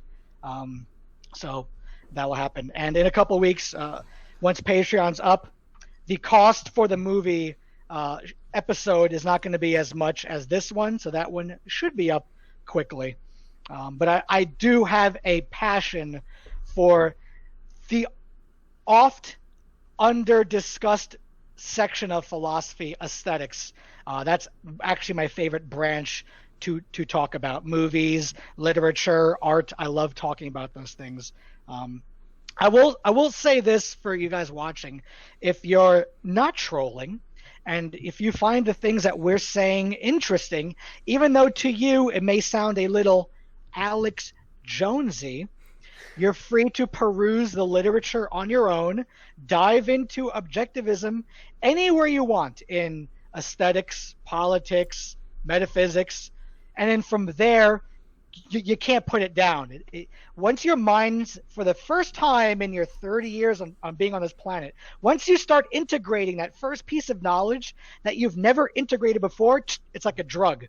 When I first got into objectivism, it was strictly on the capitalistic political level. When I didn't read the books, I did recently, but I watched Leonard Peikoff's lectures. The parts that I fell asleep on was the parts on concepts. It's like 4 parts out of his 12 parts. That's not my favorite section to listen to. I love listening to concept formation, the senses, etc. Because if I'm going to chat with other philosophers in a polemic way, no matter how political I start the discussion with people, it always devolves into how do you know what you know? How can you rely on your senses? It always goes down to that. Because if they can't beat you at their level, they're going to throw some bromides at you. Mm-hmm. And I just find it really interesting because now that I understand how my concepts are formed, it helps me suss out contradictions that I come across in real life. I'm sorry, go ahead. Did you want to get to know Garrett? Is that part of the purpose of bringing a guest on here, that we can let them say more than a sentence? While he could say whatever he wants. No, just kind of like who is this guy? What brings him to this little circle of the internet? Oh, well, so I am a college student right now, and I got interested in objectivism a while back when I watched Rucka's interview with Dave Rubin, and that kind of got me to read the... Hold on. Sorry to pull a Diego. Sorry, I'm not really pulling a Diego. Diego doesn't interrupt. He does. No, I do, man. You speak forever. You don't usually interrupt, though. You wait your turn, and then you have the floor. But people are gonna think I asked Garrett to introduce himself because I knew that I was the one who brought him here. I had no idea. Confirm that, Garrett. We've never spoken before this, right? I mean, I messaged you on Twitter to have you check out my channel at one point, but I don't think I mentioned anything like that. Okay, I thought you looked familiar from the... Okay, but no, I had... Guys, this is not me. Oh, hey, guys, let's talk to Garrett. I bet he has a story to tell. I had no idea. All right, go on. Yeah. You saw me on Rubin, and the rest was, as they say, history. Anyway, moving on. We got some... No, sorry. Go ahead. No, so then you mentioned the Fountainhead a bunch, and I was like, oh, I should pick that up, because I had already watched a little bit of, like, Iran show a little bit, and I was kind of, like, turned off to Ayn Rand a little bit, because I was like, oh, selfishness is a virtue? That doesn't make any sense. I was really religious at the time. And then I kind of read the Fountainhead, and over time, after that, I was inspired to, like, look into the philosophy more, and then I saw Charles too, and he kind of, like, converted me in a sense, and then, yeah, and then over the last couple of years, I've just been, like, learning more about the philosophy. And then once I got to college, this is my freshman year in college, I just was like, I should make a YouTube channel. And then I just started doing it, uploading daily content now. Very nice. Now, Diego, you and Garrett have been in touch? Like you guys, just once a week. I have watched Garrett's videos. He does have a channel.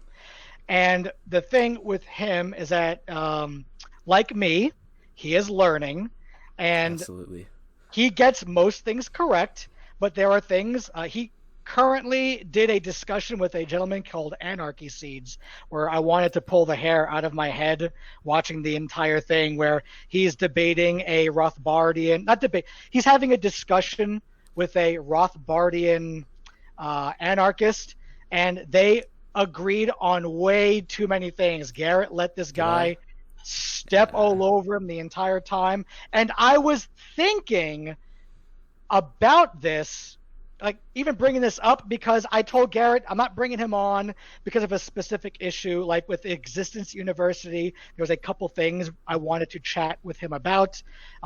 Garrett, I said, you're just going to come on and have fun with the boys? He said it was okay. So there was no pretense that I was going to bring him on and put him on a pedestal or bust him out. But I go by Anarchy. Yeah, him and this gentleman, they spoke for nearly 2 hours, and every 2 minutes I wanted to punch a wall and kill a kitten, because Garrett would, I know this is not the proper time to do this, Garrett would rationalize an aspect of objectivism, or he uses certain words that then this gentleman latches on and goes, yeah, well, Rothbard agrees with that. Rothbard agrees with Rand. I struggled to, like, come up with stuff and, like, speak out and interrupt him, especially early on in the video. I noticed there was a lot of stuff I disagreed with, but I couldn't find the words at the moment to say it. In my opinion, you're doing... Each individual is different, so this is not some intrinsic law, okay? Philosophy is not about polemics, and for the first couple of years, you should refrain from debating anybody, which is why with Cropper and other people, I don't debate, because I am not, how do I explain this? I'm still kicking out 35 years of disintegration and integrating objectivism into a cohesive whole into my mind. And if you debate somebody who, let's say, knows their stuff, like this gentleman in the chat, this guy P.S. Burton, obviously knows what he's talking about, right? So you may know some aspects of objectivism, but if you debated, let's say, P.S. Burton or Anarchy Seeds, or maybe even me, or even who's that Marxist we always talk about, Richard Wolff, they know what they're doing. They know polemics. Or like a Ben Shapiro. Ben Shapiro says dumb things, but they know how to argue. For them, it's not about pointing out facts of reality and coming to who's correct based on reality. It's just about arguing. So you may naively think, I'm going to talk to this person, we're going to suss out our different points of views. No, they come in and they're going to obliterate you with concepts that they understand to obliterate you. And then it makes you second guess. Now I got to spend an hour to look up Rand. What did he say, or what did he say, or how did he do this? And now they're occupying your mind rent free. Yeah, I think now as an individual, maybe that's how you learn objectivism, is that you go out into the lion's den and you're able to not let other people poison your mind. For me, I couldn't do it. I tried it a couple times, and they were living in my head rent-free because the things they were saying agreed with my previous premises, and it would create contradictions in my mind. So if you're learning objectivism, if you're going to school to learn math, for instance. You're there to learn math from the teacher. You're not there to debate with other people who are telling you math is irrational. So be careful about debating people. Even if you know the things they say are irrational and the things that you know are provable based on objective reality, they just may have the tools to be better debaters, and they may run circles around you like this. So you're in your mind, you were scrambling for things to say. Garrett, you had your turn. Go ahead, Diego. So yeah, thanks, Rucka. So in this debate, you were scrambling to be true, you were scrambling to be correct, but he was just taking what you're saying and just, thank you for providing my argument for me. You say the basis of, because he said in his video, you said the standard is life. You didn't go any deeper than that. So he picked up on it and then said, I agree, the standard is life, which is why self-ownership is a valid concept.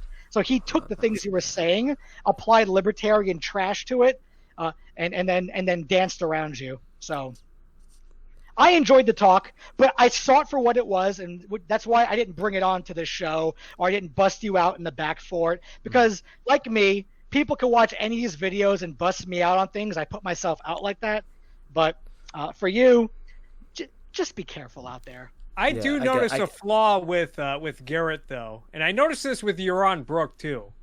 Celtics, really?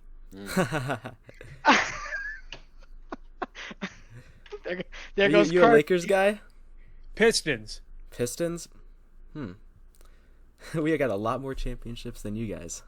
Oh yeah. Oh, burn. I did bet on the Lakers to win the championship this year, so I am on the Lakers bandwagon for this year. So we're going all the way this year.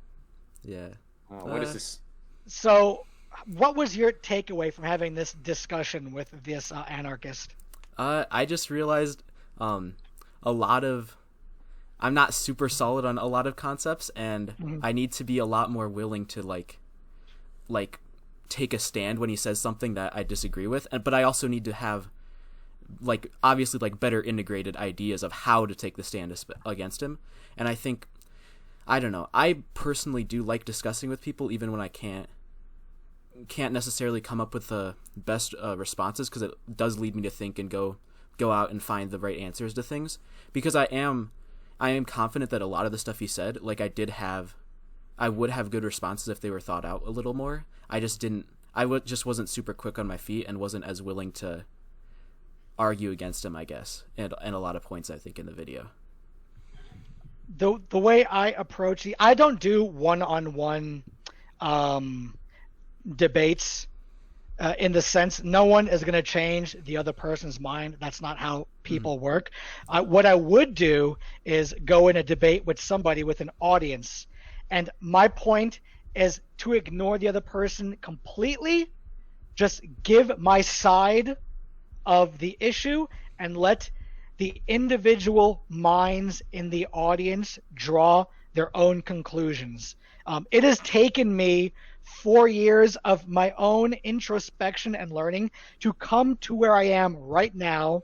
It is impossible for Diego of today to go 4 years in the past and debate Diego in the past and turn me into Diego of today. It's a process. So I don't see a value in debating people one-on-one. Now, there's so many contexts here. Well, I want to know this guy. He has an audience. There are many contexts you can do with debating people, but I generally kind of avoid it.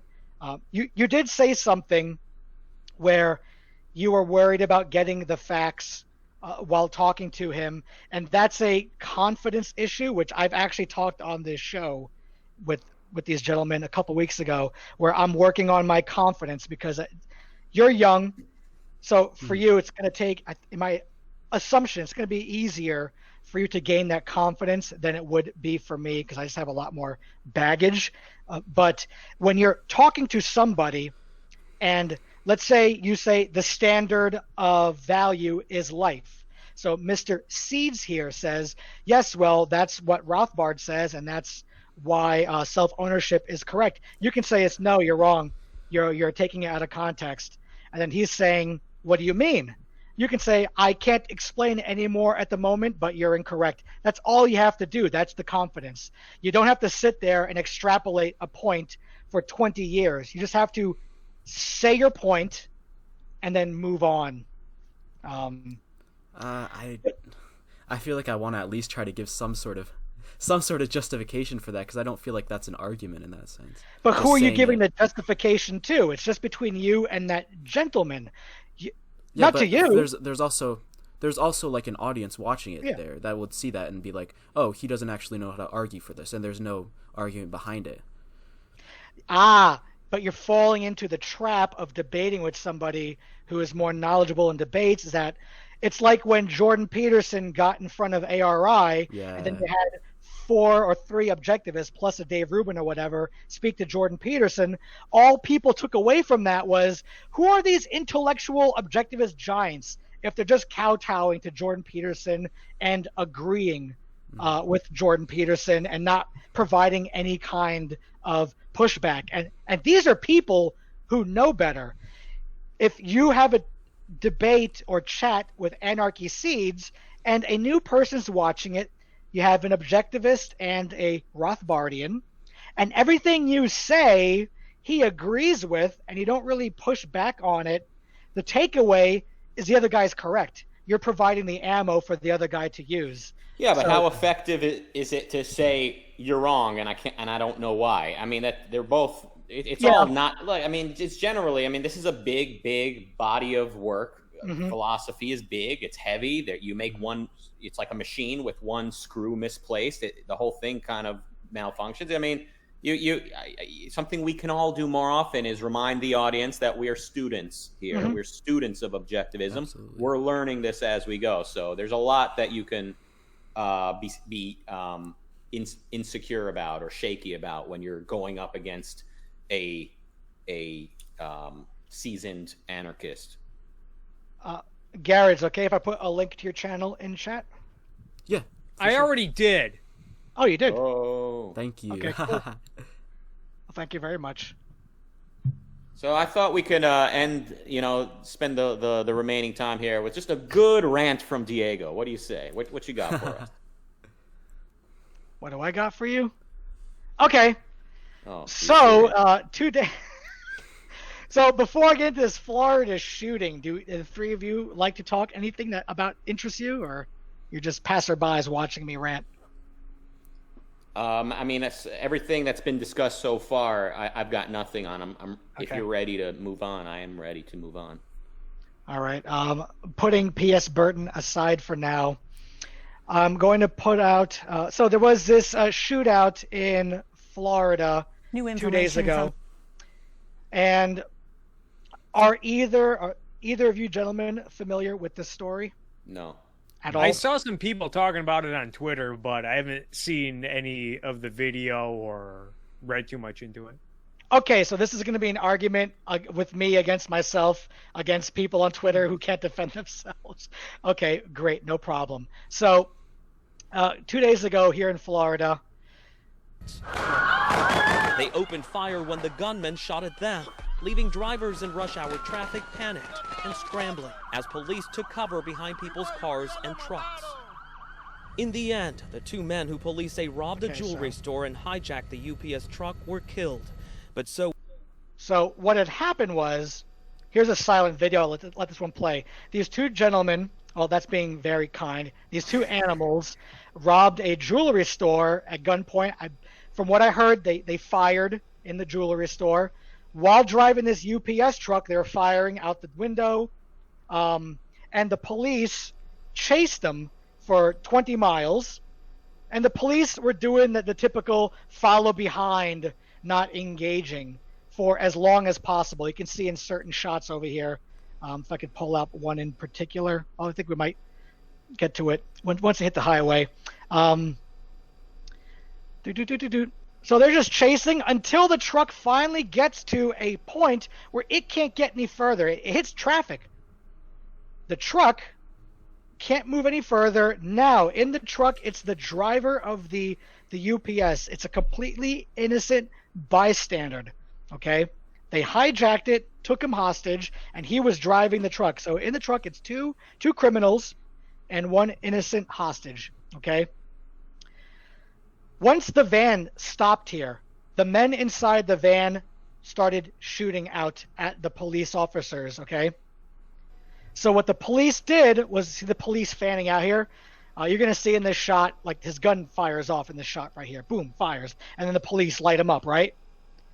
So let me find other news tonight, a sad update to this dangerous shooting and chase. This is one particular shot I really wanted to show. Side. Where they're just kind of like traipsing down police on a 20-minute so here's the issue. The men in the UPS truck got killed by the police officer and in the ensuing fire, the driver of the UPS truck was also killed, and some gentleman in a car parked nearby was killed earlier. So there are 4 casualties. So what do I see on Twitter from everybody? What do you think the headlines are on Twitter and on the news from this event that happened? What do you think people were saying? Some guesses. Well, I think, didn't UPS tweet out a message and they didn't mention the employee who died, the hostage who died in the situation? A lot of people were taking issue with that. Like, look at this. Like, people were using this as an argument against capitalism. I saw someone say capitalism is violence because this corporation didn't mention an employee that died while on the job, which maybe UPS should have given them. But I just know that's something that everyone was raging about. So everyone is obviously being, overt, but everyone was saying that the police were careless. The police killed the innocent person, the driver, or the guy, the 2 people. Typical. The police did everything wrong in this situation. And this comes from all angles on Twitter. But this also came from Objectivists on Twitter. Okay. Now keep in mind, and that's what got me wanting to speak about this issue. In this issue, I can be completely wrong. This is me putting myself out there. I wanted to start this little chat. Maybe I can have the other 2 gentlemen on here for next week to talk about. This is just one-sided, so it's unfair. I get it, but this is also for entertainment. So I'll go to the shootout chat. Okay. Our favorite, I'm sorry if you can't read this, but our favorite freedom-loving man, Styx Hexenhammer, who some of us may be familiar with, who only says the greatest hot takes, right?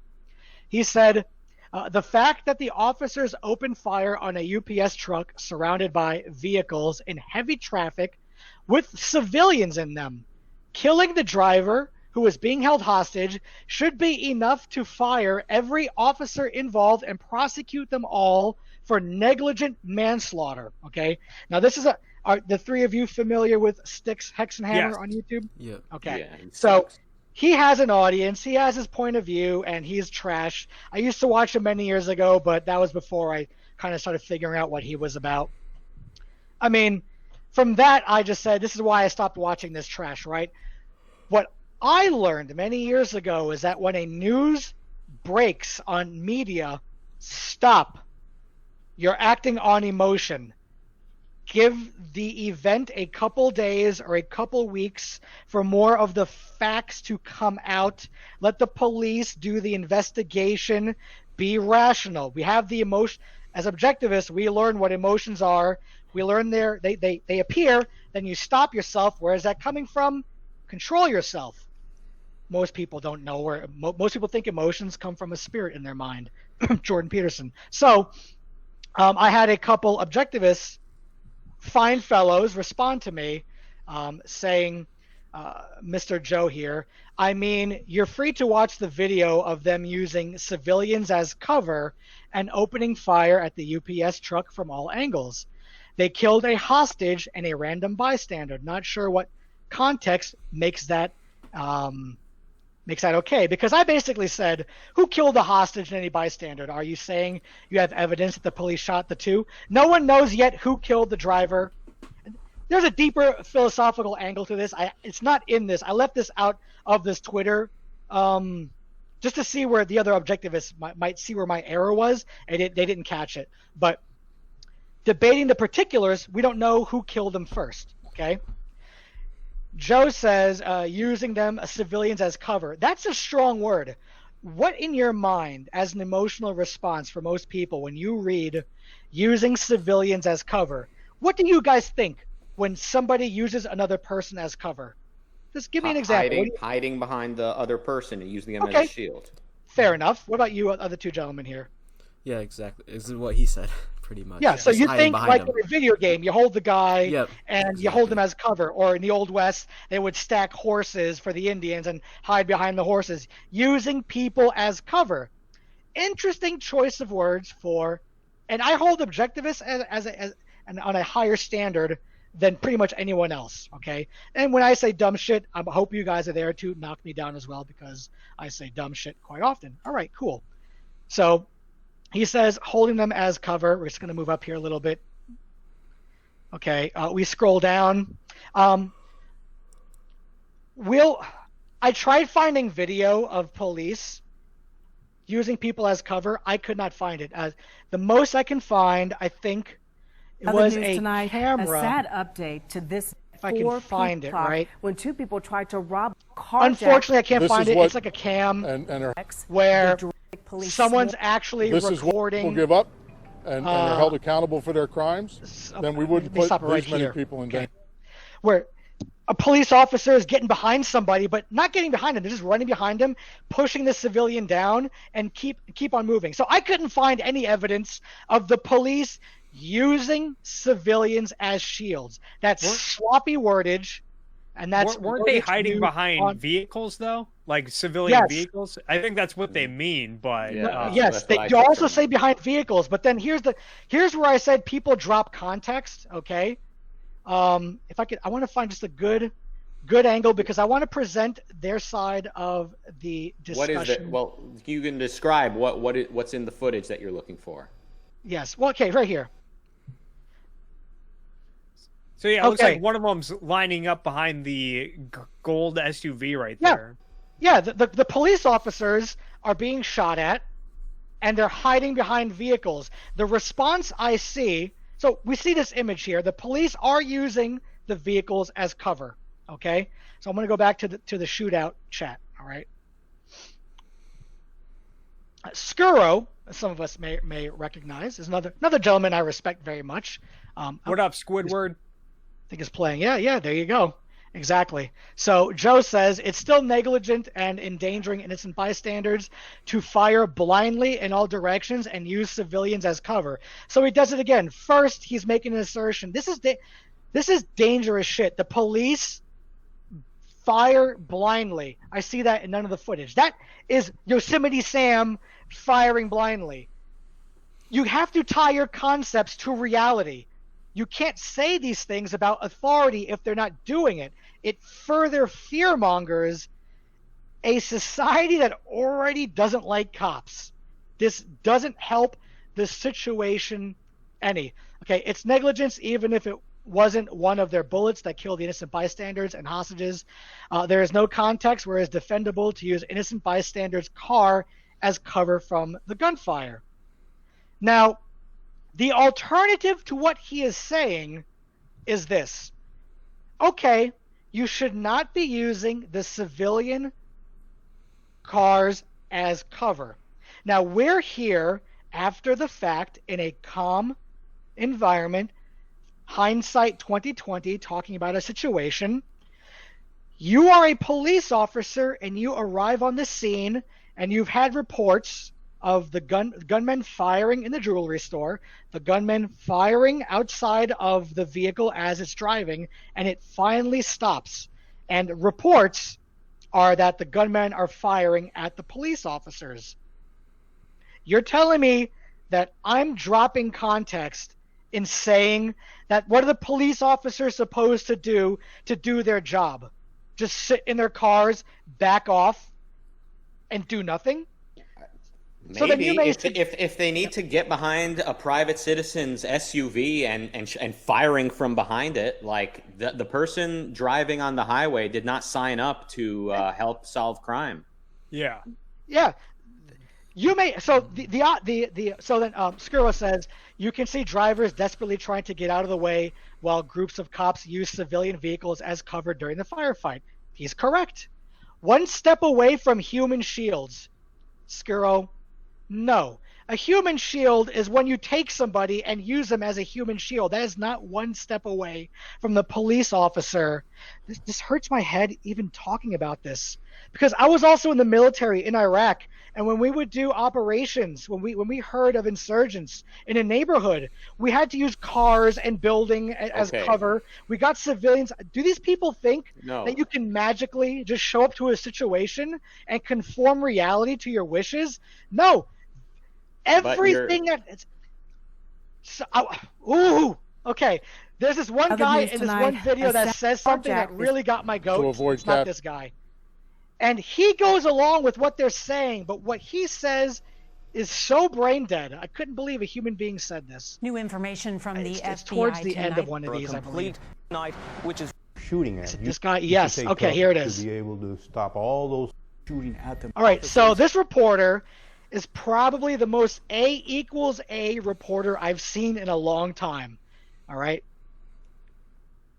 His stepfather criticized the officer's actions. They disregard the hostage. They disregard for the people around the scene. They went out there like the Old West. Miami-Dade's police director explained why officers had to move in on the suspects. These individuals. Just on a side note, people complained the cops weren't taking cover. Military training. This guy is wrong. He's opening fire on people in cover. He's out in the open. He's not going to see his family later that day if he does this. He needs to get behind a car immediately for cover. That's not what you do. Miami-Dade's police director explained why officers had to move in on the suspects. These individuals weren't showing that they're just fleeing. They were violently confronting officers, shooting at them. But Manny Orosa, who was Miami's police chief from 2011 to 2015, questions the... So this is the previous police chief. He's going to say something from his position is one of the dumbest things I've heard in weeks from any human being. Given the number of civilians and the hostage. What I was looking for was for someone to be able to stop all those cars, get all those people out of the cars, evacuate them to safety. But if the suspect or suspects are opening fire. So do you guys think that's legitimate? The UPS truck stops, starts firing at the cops. Now you're going to break out the police line, the rope. You're going to open up all these doors and bring the passengers to safety. Does that even sound reality-based? No, but the cops got out of their police cars and looks like started firing back and got behind other cars that are not police cars. So I understand when you're out there and an emergency happens, you might run behind a car nearby because it's that or take a bullet. I don't know how to handle that situation the right way, but they clearly got out of their cars and ended up using that other car for yes, I could for cover. Now, I don't know. Let me get a word in here. I don't know. I don't know how the police should operate in these situations. I am not a tactician. I haven't thought about this before. But I would look out for your comparing policing a free country, comparing that to fighting insurgents overseas. When it comes to fighting insurgents in Iraq, whatever's necessary to protect the American interests and lives is the bottom line. So the Iraqi civilians out there, unfortunately, are going to die, and that is the fault of the insurgents. That is the fault of whoever's threatening Americans. But when it comes to policing an American city, other factors need to be taken into account, such as civilians nearby. Sure. I could tell you with military training what the cops here are doing, because they get basically the same basic training. The vehicles are in the rear. They're circling to get a clear shot at the people in the front, which is where they are, because they're outside here shooting. There's no in the heat of the moment, the cops aren't going to line their cars up in a perfect barricade and get behind it. They have to circle around to get to the open sections of the vehicle, which is exactly what all the police are doing. The police are risking their lives from going from cover to cover. If anyone has played Gears of War before, that's what they're doing. They're going from cover to cover to get to the front. I mean, if the police were just gung-ho, they would have all stayed in the back and just fired into the back of this thing and lit it up. But they're trying to find clear angles of fire. But listen to what this guy says again. Shouldn't the officers try to neutralize them? You should take cover. If you're shooting into a truck and you don't have a clear vision of who you're shooting at, you just don't shoot at the truck. It is still Hold on. If the suspect or suspects are opening fire, shouldn't the officers try to neutralize them? You should take cover. You should take cover. So people are both lambasting the police for taking cover and then telling them they should take cover. If you're shooting into a truck and you don't have a clear vision. Yes, they don't have a clear vision. So that's why they want clear vision. So from this angle, it looks like there are other police hiding behind a different truck. It's not just that gold truck that we saw earlier. Oh, here, right? Yeah. Yeah, there's vehicles all around it with the police trying to make their way to the front to get at the guys who are just shooting out at police officers and out and into other cars. They're doing their best to neutralize the situation. Shooting at, you just don't shoot at the truck. So the cops didn't just shoot at the truck, because that's what I said earlier. What are the cops' option? To just shoot at the back of the truck? No, they went to the front. But now they're gigged for going to the front. The cops are put in an impossible situation. Now, here's where I wanted to talk about earlier. This, as Rucka said earlier about the insurgents, everything that happens here, it's not the fault of the police. It's all morally on the two men who decided to disrupt a peaceful society. That is not what I'm saying. This situation. So now, I'll even give my haters the benefit of the doubt. Do you have evidence that the specific cops that were part of this engagement a week earlier, they just go out and shoot people? Are they criminals, or are they peaceful officers that just eat donuts and do their thing, that are now, many of them probably for the first time in their career, dealing with this situation, doing the best that they can to neutralize the situation? No. The moral responsibility is on the criminals who initiated force on society. The death of the UPS driver and the death of the other gentleman in the car, unless we go to court and someone has clear footage of a police officer shooting wildly behind him and executing a guy, the actions of this event morally are on the shoulders of the two gentlemen. Well, not if the police mishandle the situation. It's not the same as going to war with a foreign aggressor, in which case you do whatever is necessary to end the threat. In this case, you've got a situation where you've got to both protect some civilians and kill others. FBI. Yeah, they spent 20 miles following. They spent 20 miles in 20 minutes. Driving up and down through cities. Yeah, but my point is not, I don't really know what to do with this situation. I don't really know how they should handle this situation, but I'm arguing with your comparing this to going to war and saying that anytime somebody starts to violate rights, whatever happens after that is his moral responsibility. No, not if the police mishandled the situation. If the police made it so unnecessarily people needed to get hurt, then it is on them. So it's not so open shut. Is the point I'm trying to make. My point is on Twitter, no cops were firing wildly. People are assuming these police have to act a certain way, like they're not in reality. Like they can just ghost through cars or create cover, like pull cover out of their inventory and put it in front of them. Maybe the answer is they need to let this UPS truck get away until they can locate it with a helicopter and stop it by some other means.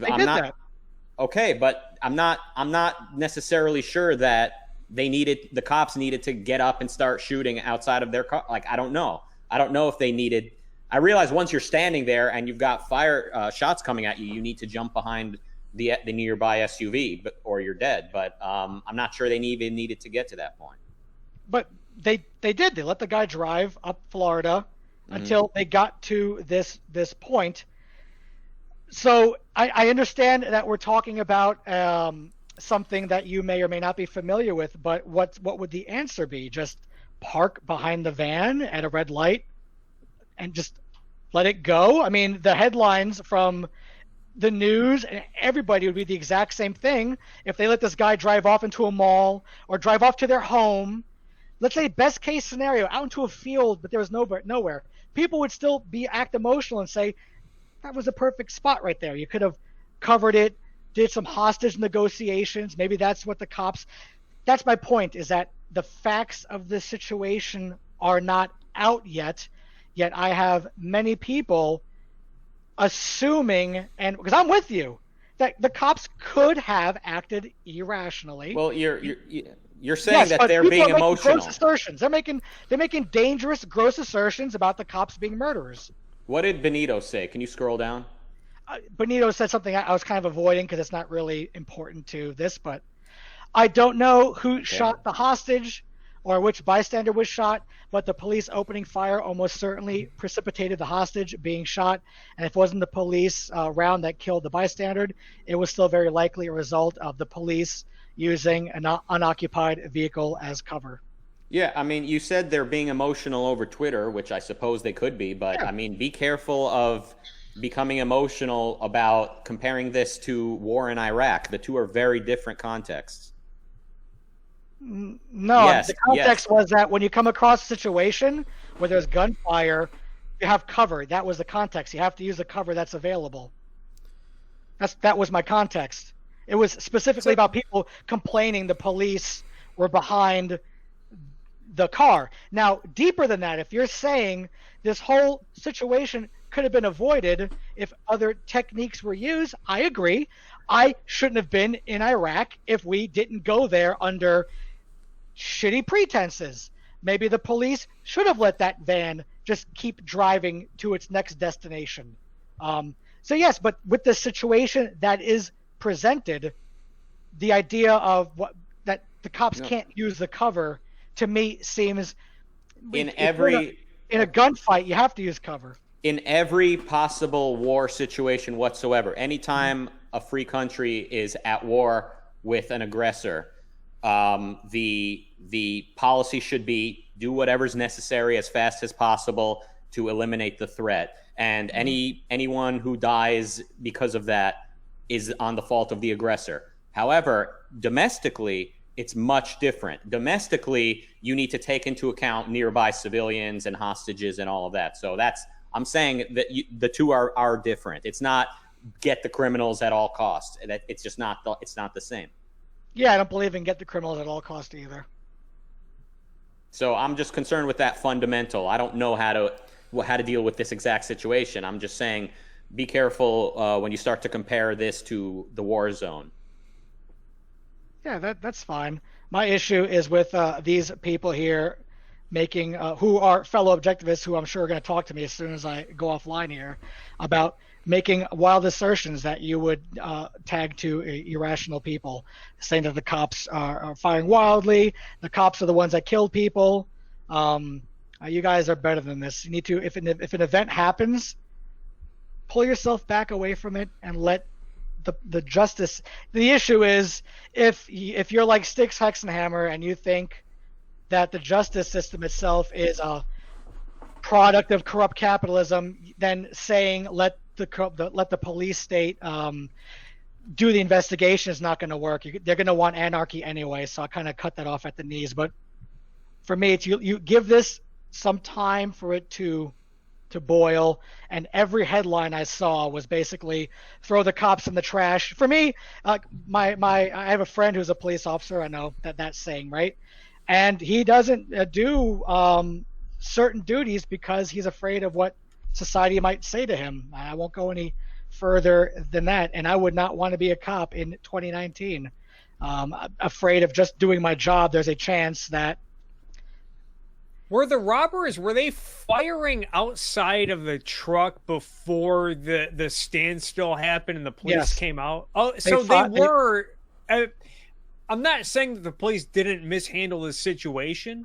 And I think we need a lot more evidence to get to the bottom of it. But yeah, there is this line where police aren't just sacrificial animals, but when you become a police officer, you are doing it under the agreement that you are protecting and serving the public.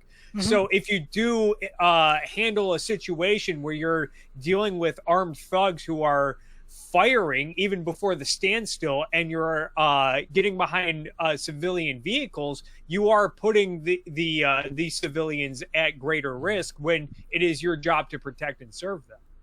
Possibly, yeah. For me, I see it as you have. I'm sorry, Garrett. But at the same time, it sounds like that these robbers had already made the situation dangerous. If they were firing before the standstill, then they were already jeopardizing the civilians' lives, and the police were just trying to deal with that the best way they could. They probably could have handled it better. I don't know. You could make an argument that if they kept just chasing them, that the vehicle would have run out of gas in a more densely populated area where there are more civilians in danger. So it's really hard to tell. If you have something you wanted to say, go ahead. I just want to find one spot in a video here. I'm trying to find it. But yeah, there's a part where they're chasing. Like, there are many times during the 20-minute, 20-mile chase where a situation like this happens, where the police are following the truck and there's nobody around. And this is during the entire time during the chase. It's a 20-minute chase. And you could find footage, helicopter footage, of just on the highway. And then the question you may ask is, why don't the cops sideswipe the back? Well, there's a hostage. They can't do it. So they choose not to. My whole point is that, for me, the way I see, it's almost like the cops, no matter what they do, it's like the initial reaction that we've heaped on top of authority, police officers, is that one of, you're responsible for everything, that you're completely responsible for all your actions. I'm gonna start rationalizing. I don't want to do that. And I just I'm a little offended on how cavalier people are with just tossing police under the bus at the start of an investigation without letting more of the facts and whatnot come out. That was my whole issue with this. That's pretty much it. Police would be much more efficient at handling crimes like this if their primary job was not to find drug dealers. Other news tonight. Yeah. I don't know if you caught that because the video started playing. Absolutely. And you know what? If those two gentlemen were able to live in a free society where they could have jobs and pursue their happiness and interests, I doubt that robbing a jewelry store might be their first option. Just saying. It's not their first option, but yeah, there's a lot. So different people look at this and they interpret it. See, people think, they say, oh, we're shaped by ideas. Or I mean, yes, I wish people said that. They say, oh, we're shaped by events. We're products of what happens around us. But here we've got an event and we're interpreting it differently. Sticks and Hammer interprets it as the police state, treating us like trash, like dispensable trash animals. And a Marxist would look at this and say, oh, look, we've got this scarcity and certain capitalists have gotten a hold of all these diamonds, and then other people are fighting them for these diamonds, and then the police state, the agents of the jewelry store, are now chasing and being violent with these thieves, and they're all basically fighting over this scarce material, and this is the fault of capitalism, they say. Whereas I look at this and I say, see what happens when property rights are not understood, when people don't understand that property rights are a requirement for living. So see what happens? Different people interpret it differently based on their philosophy. Absolutely. So I think, do either one of you gentlemen have anything more to say before we wrap this up and go along our merry way? I just want to say the problems we have with police are a symptom of the culture we live in. We don't have a clear understanding of what the purpose of the government is. Just as in Washington, D.C., we have this giant lobby system, and the same is true at the state government level and local neighborhood government. We have governments whose job it is to engineer society basically our police's primary job is preventative law. Arresting prostitutes and drug dealers. That's their basic job. If you come to them and say, I know a guy who's selling drugs, they are all ears. If you come to them and say, somebody just raped me, they're a little bit laid back about investigating that. So this is what happens when we don't have a clear philosophic position on the purpose of government and then how to protect people's rights. This is important, guys. It has real life consequences. So if you're out there, looking for a way to make the world a better place instead of, talking about, feeding the poor, why don't you just talk about protecting the right of the individual to live? Thank you. Sure. Absolutely. So if you're watching this during the week, you should stop by and watch us while we're live, because this chat every week has its own thing going on while we're talking about something. They're here talking about morality and animal rights and whatnot. So if you come to this show, you can have fun however you see fit, in the chat or arguing with us. And you can see me put my foot out, put my neck out and make a clown of myself. But I'm here to entertain a little bit too. So absolutely about the military police thing, if I rationalized and took out of context the situation, then I'd be wrong for doing so. My overall idea is that just be careful, not anyone here, but just be careful with your emotions and let these things take their natural, their proper course through the legal system. Let things work their way out. Don't forget that in a week I will be setting up a Patreon, and then from there we'll be expanding this channel and looking for more people. Any other parting words before we head out? Go Pistons. Go Pistons. Go Celtics.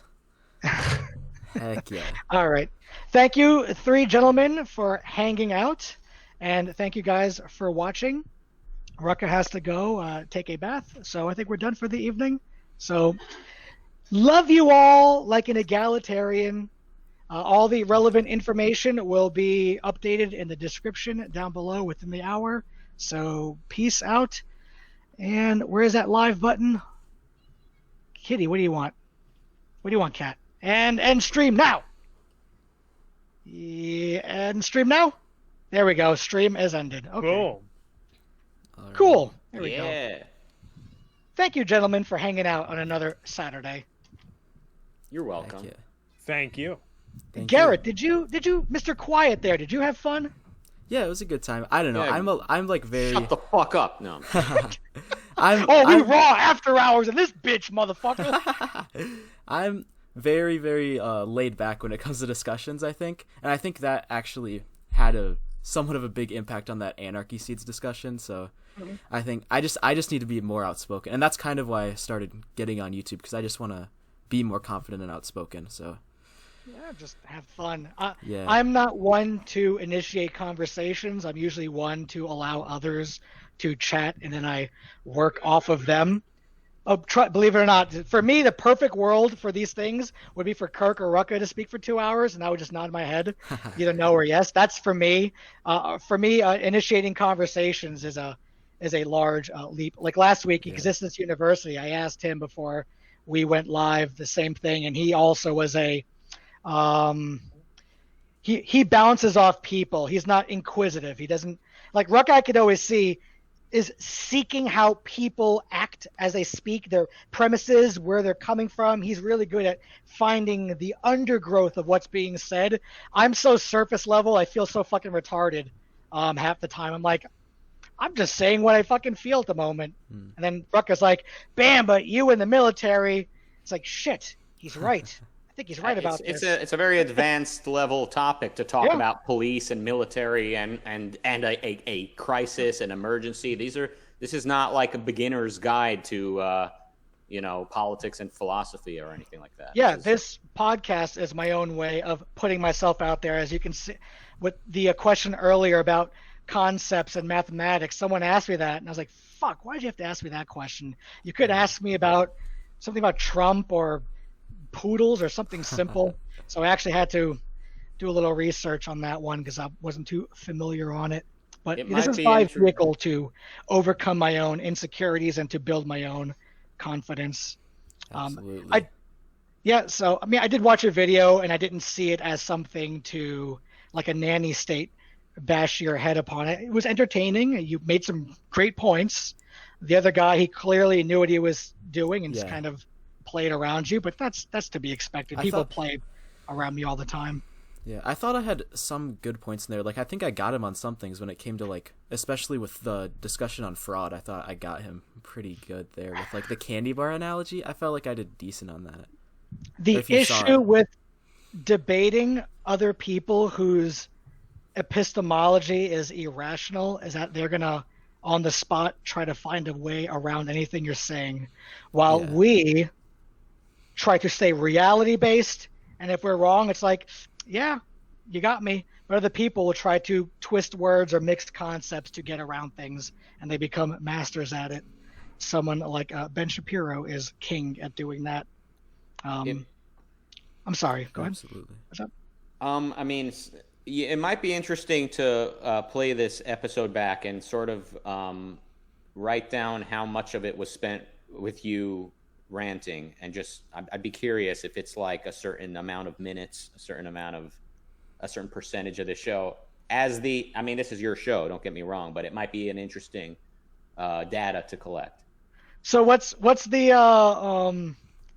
engine behind that comment? Like, you were talking for a lot of the show, and is that a bad thing? No, I mean, it's your show. In order to decide what kind of show you want to have, it might be interesting to collect that data.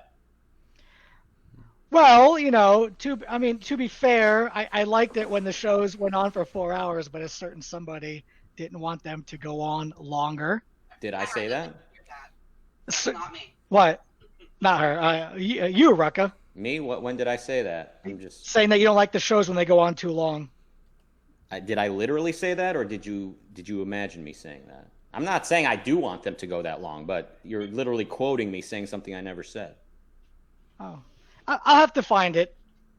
But okay. I got the impression that the shows go on too long for you, and if anything about the show doesn't give value to anyone here, I don't have any interest in doing that. So if me speaking too much is hogging the time, I know I don't mean it the way that came out, then I would like to partition the time better. Absolutely. I think being conscious of it would be the first step. So that's why I think watching it back and collecting that data, saying, well, how much of this, if it's literally like 75% of the 2 hours is you ranting, that would be interesting to factor in. I still enjoy doing the show either way. I didn't come up with the 2 hour limit. I didn't say we only have 2 hours to do this. So, but if we are doing 2 hours, it might be worth asking, well, how much of that 2 hours should be spent with just you talking? Yeah, to better structure the show, right? Yeah, I mean, it's ultimately up to you, Yeah, I would like. I know.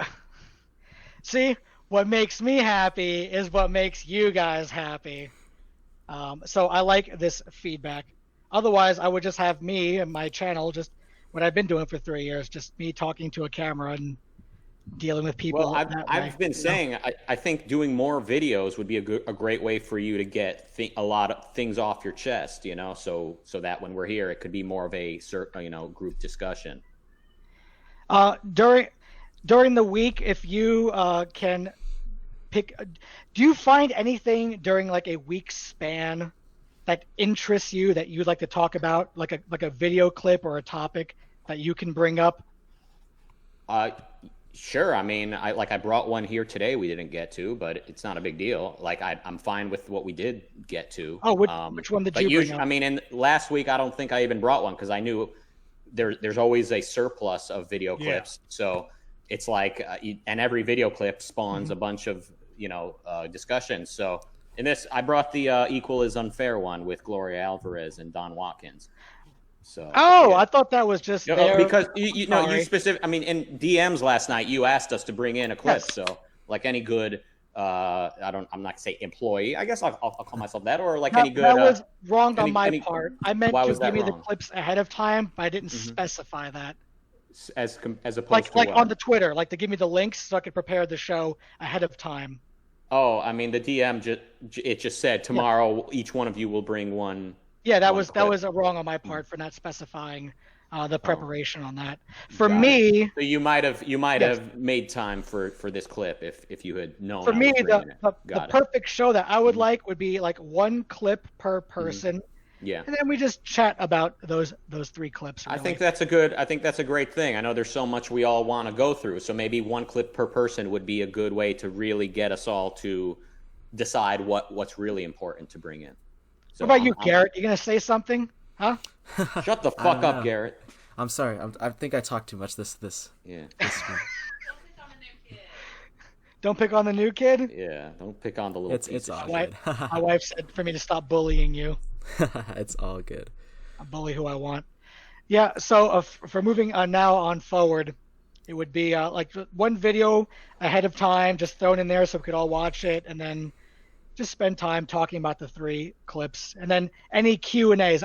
I need an email link so I could give it so I could give you the Gmail link where I put the questions on, because people ask me questions during the week. I know Kirk got it, so you could review the question ahead of time, like the environmentalist question and the question about mathematics and concepts. So I in the Twitter, I need an email so I could send you the invite for the drive. So we can review, because I don't want any like surprises when the show goes live. I want everyone to be comfortable with the material that's on the show, and I am not a good planner, as you can obviously tell.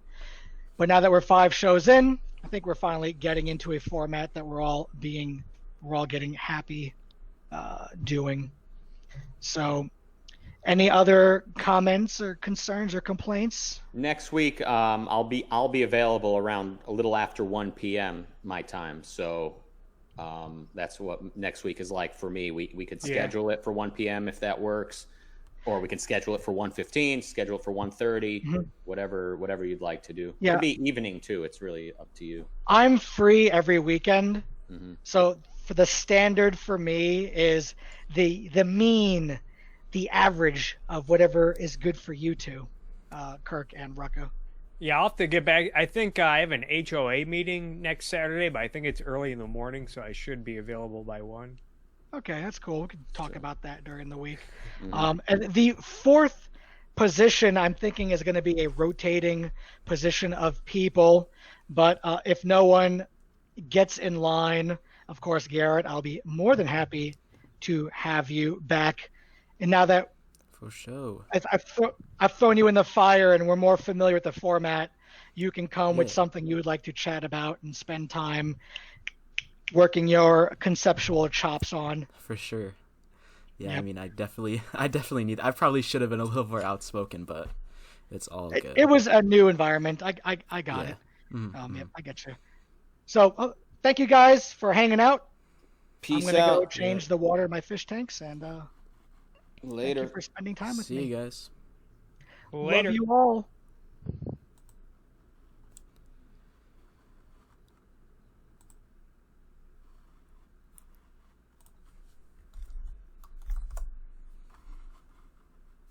Alright, so that's it, boys. That was my first time. I hope they don't get mad that I included that end. I wanted to have a little bit of time afterward just to talk about stuff a little bit. I'm gonna take off the headphones. So yeah, I think that was an interesting first experience, I'd say. I definitely need to improve the outspokenness. But yeah, I think they did press me on the Anarchy Seeds things a little bit. I think that's something I do regret.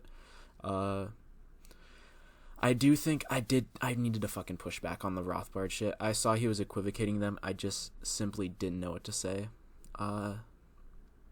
So yeah, I do think I just need to finish some shit. Need to finish this baby. Almost there. Halfway about. Need to get there. But we'll get there eventually. I think it's probably good that I'm starting early. I'm I'm only 18 years old, y'all, but it's good that I'm starting early on this shit just to get it going, you feel?